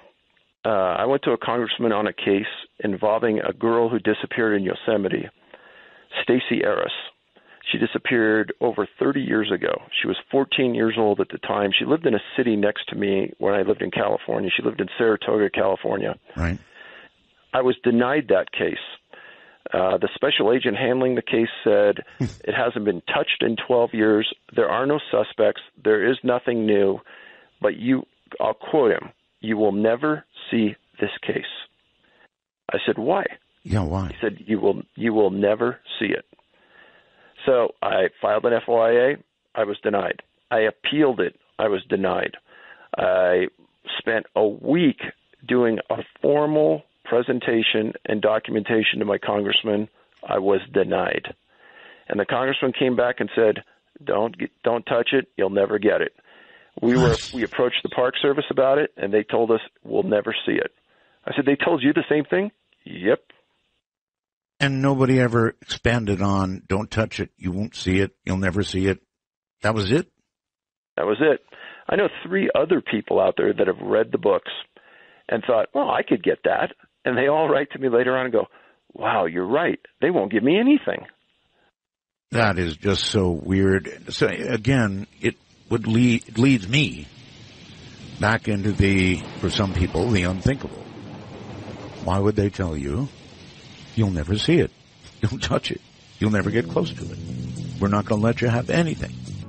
David, I know as a parent, if I had a child that just disappeared, as you have been describing these disappearances, I would not rest for the rest of my life until I had some sort of resolution to it. I mean, without a body, without a trace, these people seem to be gone, and I can't imagine parents giving up. So I'm sure you've run into that, right? Oh, absolutely.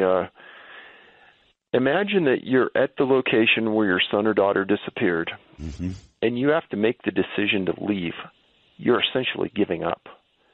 And that, I mean, I've met a few of these people, and it just destroys you as a human being, just as you described. Yes, a parent would never give up. They would always be thinking that little Johnny would show up suddenly smiling, like the little story I read you. But that doesn't happen. So these people are left with absolutely nothing. Even in the worst of cases, usually a body is finally found, and there's some sort of closure, bad as it may be. You know, as the police find out it was, there's some sort of closure. But with nothing, that's a hard life to imagine. All right, next, Kansas City, I think you're on the air. Hi, Art and David. How are you? Fine. A couple things, Art. I could probably talk to you till you go off the air, but I'm the former president of a missing persons foundation here in Missouri that was created in honor of 2 children that were murdered that were missing for over 3 years. Went through a lot of extensive training. We actually created and established a group here in conjunction with local law enforcement as well as county, and they put us through some extensive training, had crime scene guys come in. I noticed the deputy called a few minutes ago, and he was asking about help and everything, and believe it or not, when somebody says that the police don't need your help, they really do. This is just so unorganized throughout the whole country. I know, like locally here, we search for people local. Thank goodness for an organization like ours, but you can go to the next jurisdiction over and they're scrambling. What do we do? What do we do? And, getting to this national parks thing, I can recall a case. I don't remember the person's name that was missing in Arizona. Parked his car, went hiking, was missing for a year or 2. They finally found his remains because people were persistent in searching, but you get out in those isolated areas, you don't have cell service, and just like a small town where I live, we've been out searching for people, and we've grid searched wooded areas. You would not believe the amount of homeless people that we encounter while we're out there. Let me ask you a question, if I might. Sure. With the number of searches you've done, how many times have you come up, completely empty, something that would fit the criterion that David's been talking about? We've come up empty. However, remains were eventually recovered in a body of water. In one particular instance, another instance still missing. So, but the circumstances are much different. It's not national parks. There were some really disturbing issues that led up to the disappearance of a very small child. Well, David's investigation now has gone even past the national parks and into more urban areas. So, I'm interested in asking David a question regarding that. Yes. And he may know the answer to that. You get into jurisdictional issues when you go on national property. However, I know missing persons reports can still be filed by family members and such. Who actually goes? Now, I know, for example, like a lot of the times the FBI won't get involved unless it crosses a state line or there's circumstances that actually push it to be pursued by the federal level because of maybe something that they've discovered that says, hey, this is a federal crime. But who actually takes jurisdiction on park property at that point? Just if it's a local case, it's not something that's crossed the state line, there's nothing suspicious, they just simply went missing in a national park. David? It's all national park. It's their jurisdiction. They have the police department. They have the authority. They take it. Is their department actually trained to handle an investigation like that, just like a local law enforcement agency would be? I kind of look at law enforcement guys. Ranger. Go ahead. I'm sorry. Yeah. So don't think about a normal park ranger. They have a law enforcement branch that are national park rangers that have been trained by the Federal Law Enforcement Training Center. They're better trained than most police officers in medium-sized towns across the nation. They have a hierarchy. They're very competent people. Then they have special agents. Just like FBI agents, they have special agents that are detectives that are the follow-up branch of the National Park Police. Yes, they have a jurisdiction. They've been trained in how to do this. They know. Now, you said something that's fascinating that was brief. Jurisdictional issues on searches. I can't tell you the number of times that victims and victims' families, they're missing a loved one, and they want resources brought in, specialized resources. Right. And the local search and rescue group plays king of the hill and says, nope, no more people are coming in. That's right. Nope, no more resources we're going to use. And I cannot tell you the number of times I've heard from families about it's obvious they needed more people, they needed fresh canines because their dogs were tired, and they wouldn't entertain it, and they wouldn't bring more people in, and they acted as though they were the king of the hill. I've heard this so many times, and I know search and rescue protocol, and it doesn't make any sense why the people are acting in this manner when you're on the 7th, 8th, 9th, 10th day of a search, when you need to cover a massive amount of area at that point, why you're not calling for more help. And I sometimes wonder if there may be circumstances, like I know here locally we run across a couple of those, but it was foul play. It was crying foul play. So they didn't want anybody else coming in because they thought there was going to be a crime scene for sure. There was a very strong possibility of foul play, and they did not want anybody else involved. Well, in the incidents I know about, there was never any inclination of foul play. It was a straight missing persons, and they weren't finding any evidence of where they were at, and they kept moving the perimeter and the grids out further and further and further. Right. Very interesting. Yeah, it sure is. Thank you very much. Yeah, jurisdiction is always kind of a weird thing. I I worked with police for several years as a 911 dispatcher, and it's I guess it's just part of being human, right? People claim their own territory. They want to hold on to their own territory. They don't want additional people in. In the case where you mentioned, for example, the Green Berets that came in, I imagine somebody in the family, connected to the family, or somebody had some connections high up in the military and just had it done. So those kind of things can occur. And I imagine if that occurs, nobody questions jurisdiction. Well, I know of 2 cases in the U.S. where the Green Berets were called. Really? And I only know the Martin family, and I know the Martins didn't know anybody in the Green Berets. And the number of times I've been on the radio like this, every time after something like this, somebody will contact me anonymously right, and say, hey, I'm a special forces person. I'm going to tell you flatly that the Green Berets will go nowhere in the United States to search for anybody. That's not what we do. That's not what we'll train to do, and that never happened. Now, we may have been there, but we weren't searching for somebody that was missing. I've had these emails like probably 10 times in the last 5 years. Well, maybe on paper, somebody had to put down that they were there for a different reason, if you follow me. In other words, in some higher military hierarchy, another reason was officially put on paper because, well, they don't search for people. But, in fact, that's what they were doing. David, hold on. Dark Matter News. I'm Leo Ashcraft.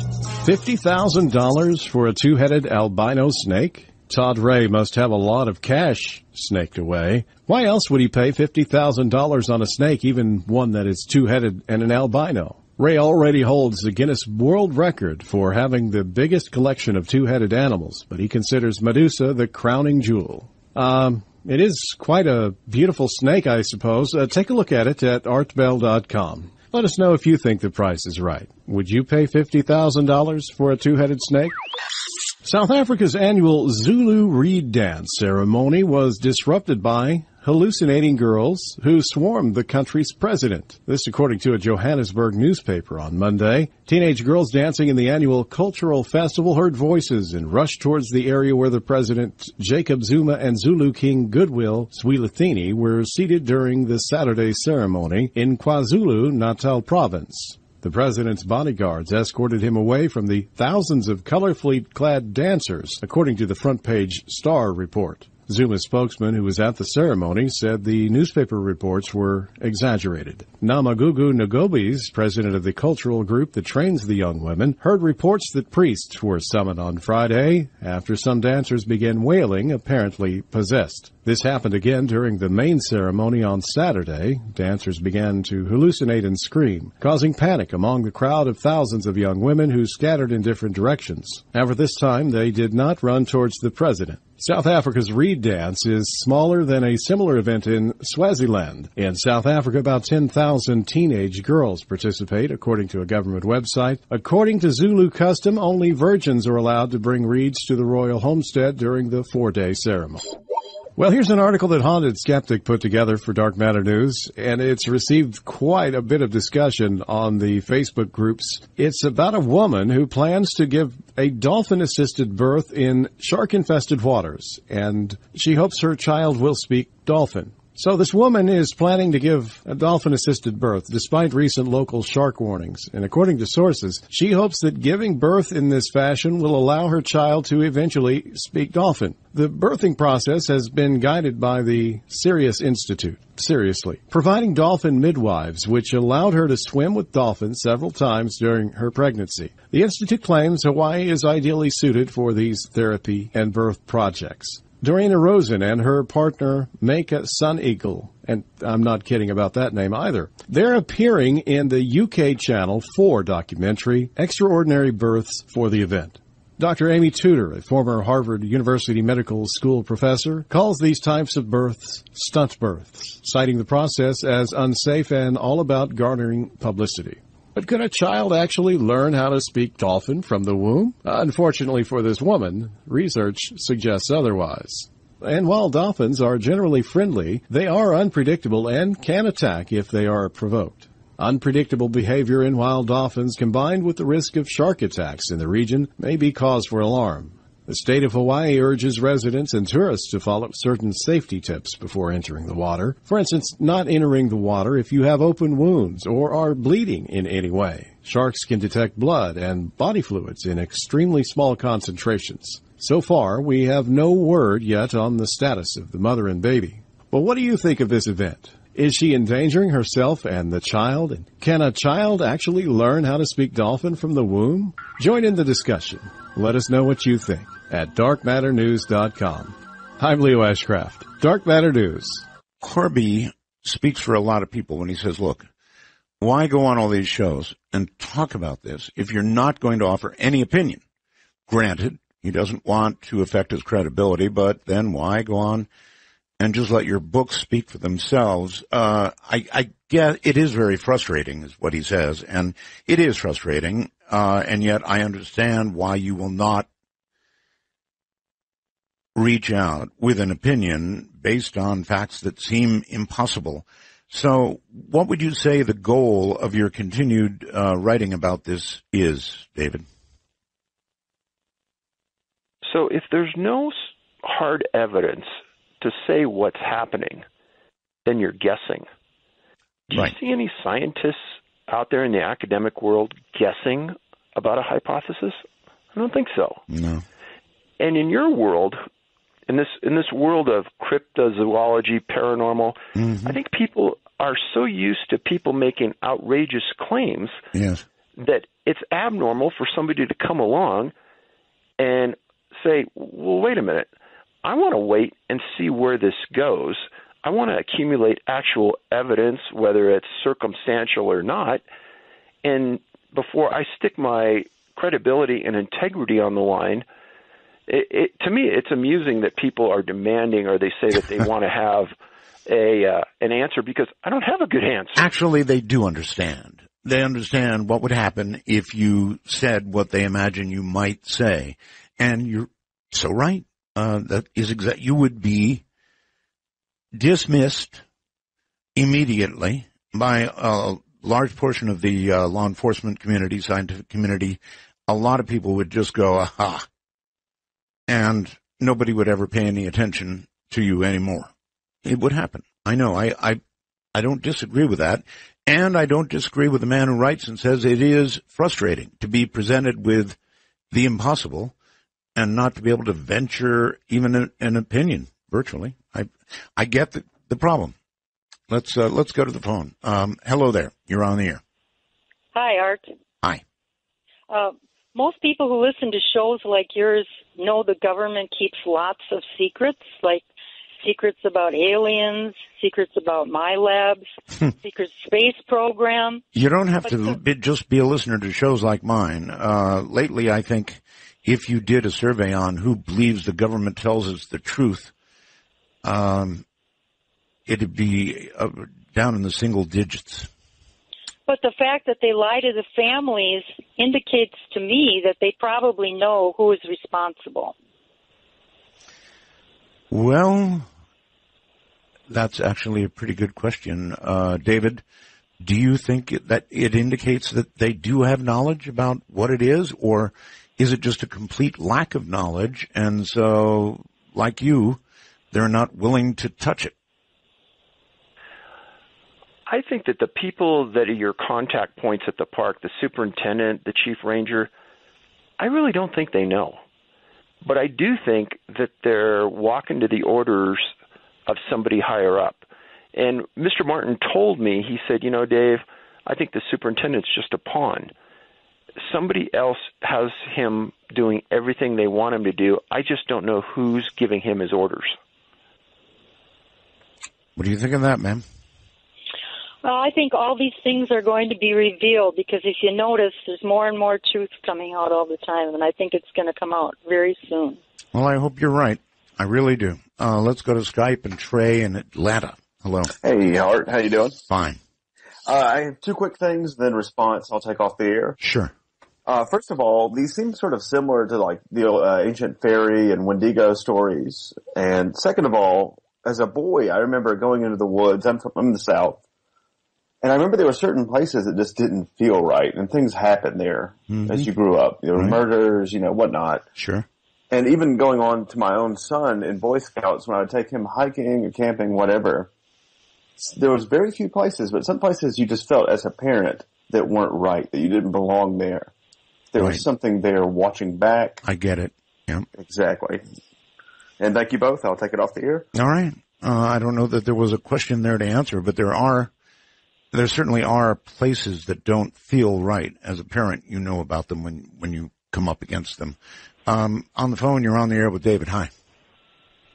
Hi, Art. This is Ray at Citrus Heights. I have two questions, and I'll take the answers off the air. All right. Number one, I want an approximation of the ratio of male to female abductions from the national parks and forests.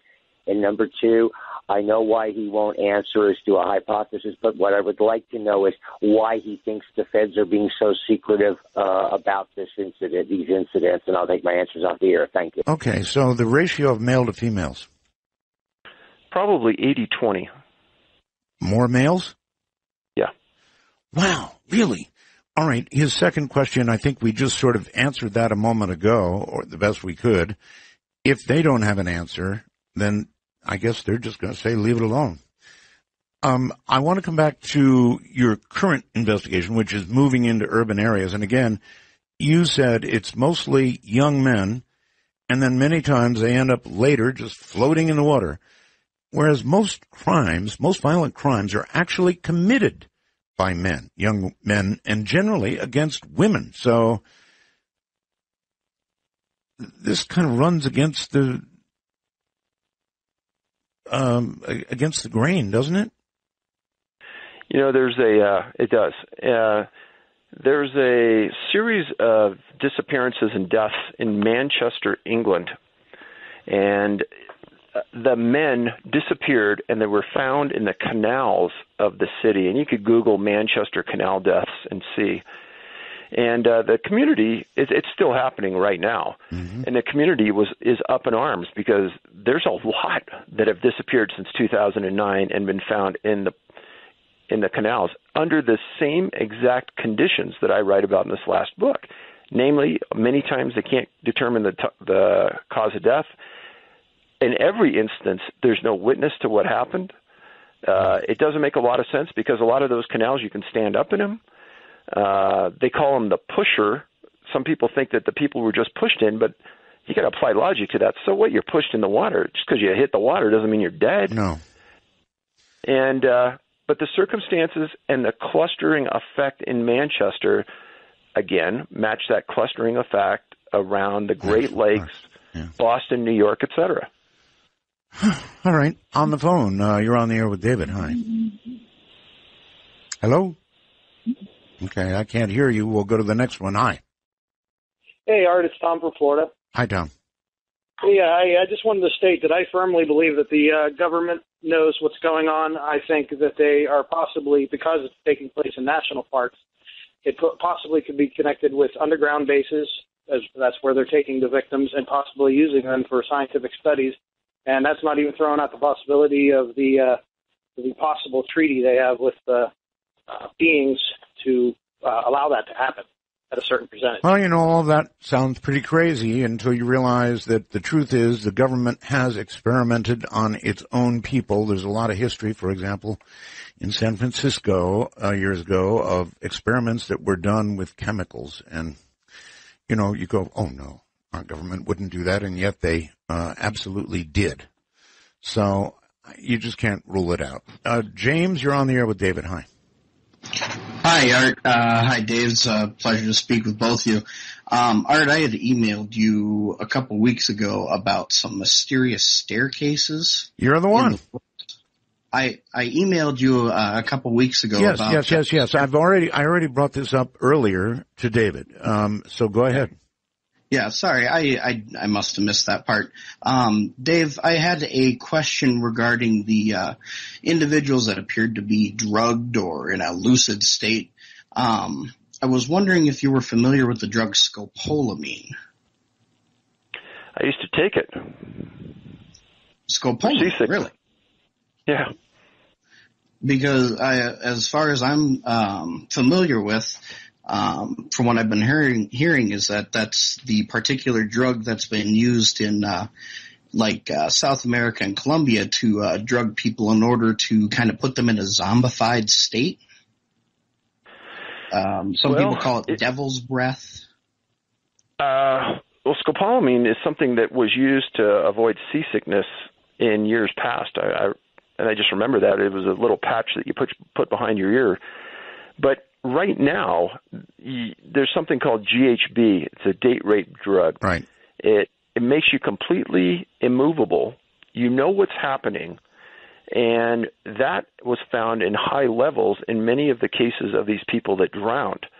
So you put somebody in water, they're alive, they're breathing, they can't fight, they can't swim. It appears they drowned, but unless the coroner's testing for GHB, it's just going to go by as a drowning, and the kid's dead.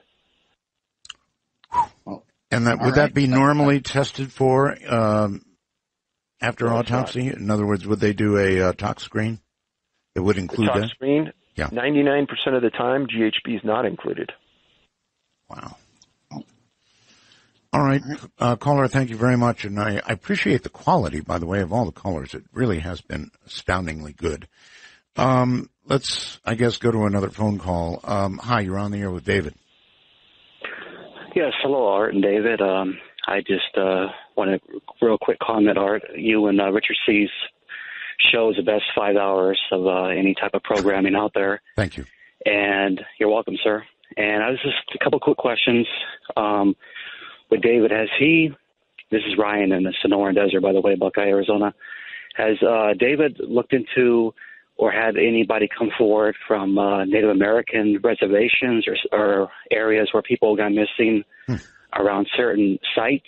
And because there's a lot of information out there and books written about wormholes and portals, and some of these locations are very sacred, like the Grand Canyon for the Hopi. The second question, real quick, is remote viewers. Have any come forward to help you out, either privately, or have you reached out to them, and have you got any results back? And I take you just at the air. Thank you, Art. All right. Well, the first one is off into the paranormal area. I doubt you're going to get your answer.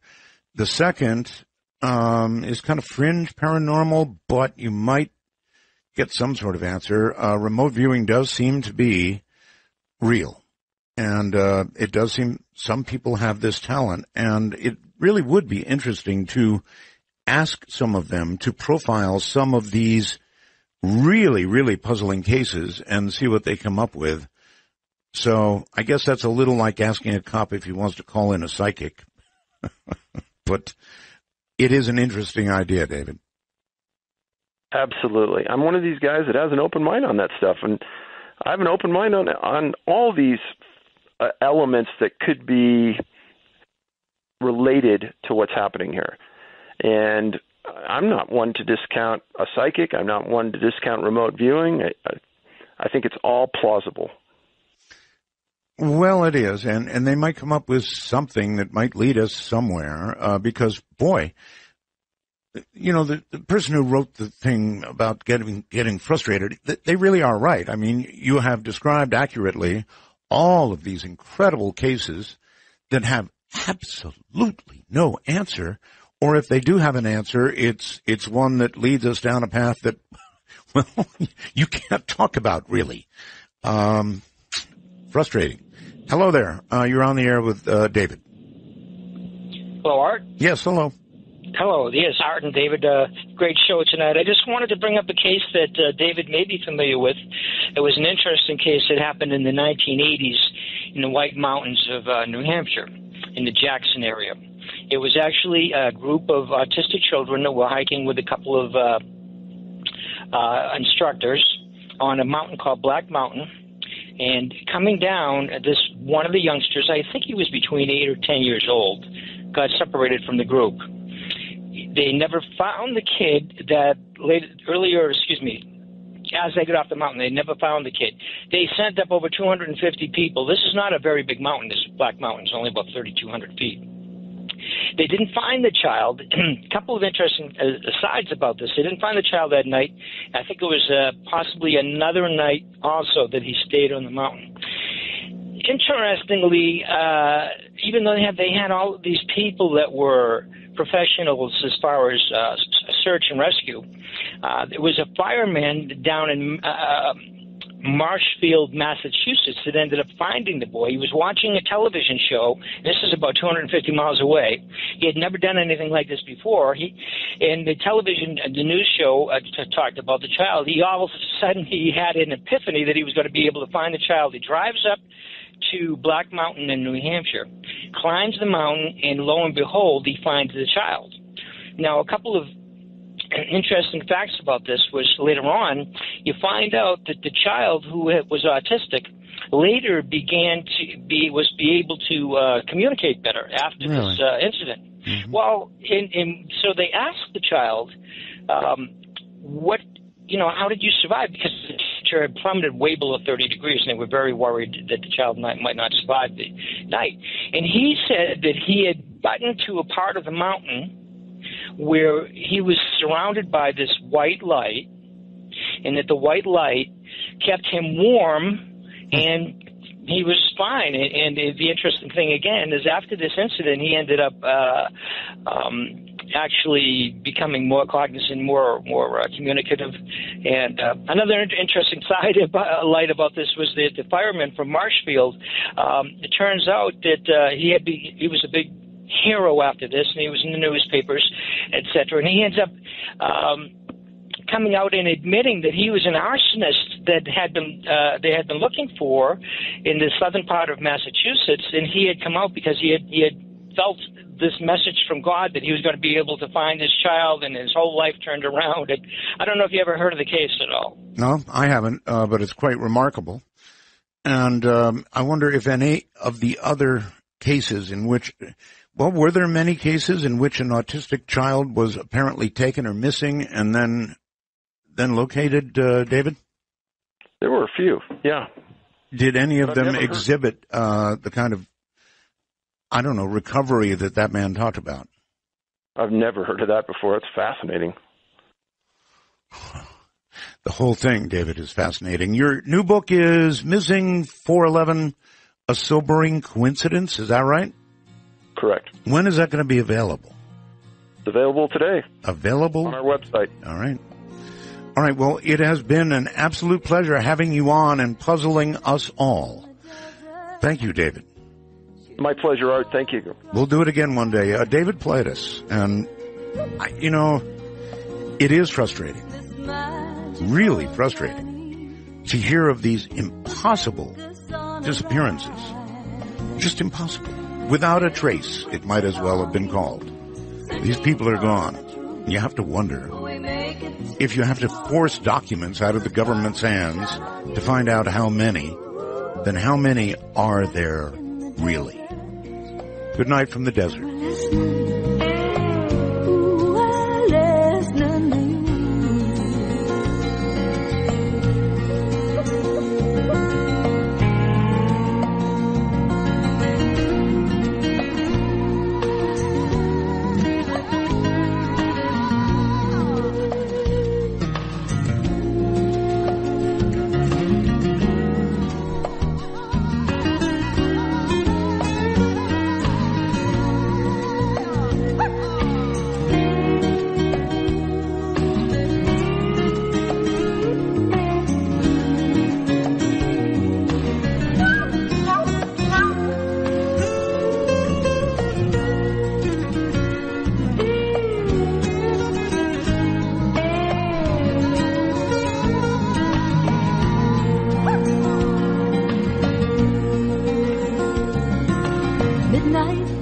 desert, and there's wisdom in the air. I've been looking for the answers. All my life I felt you there. As the world we live in quickens, are we heeding all the signs? Have we lost our intuition? Are we running out of time?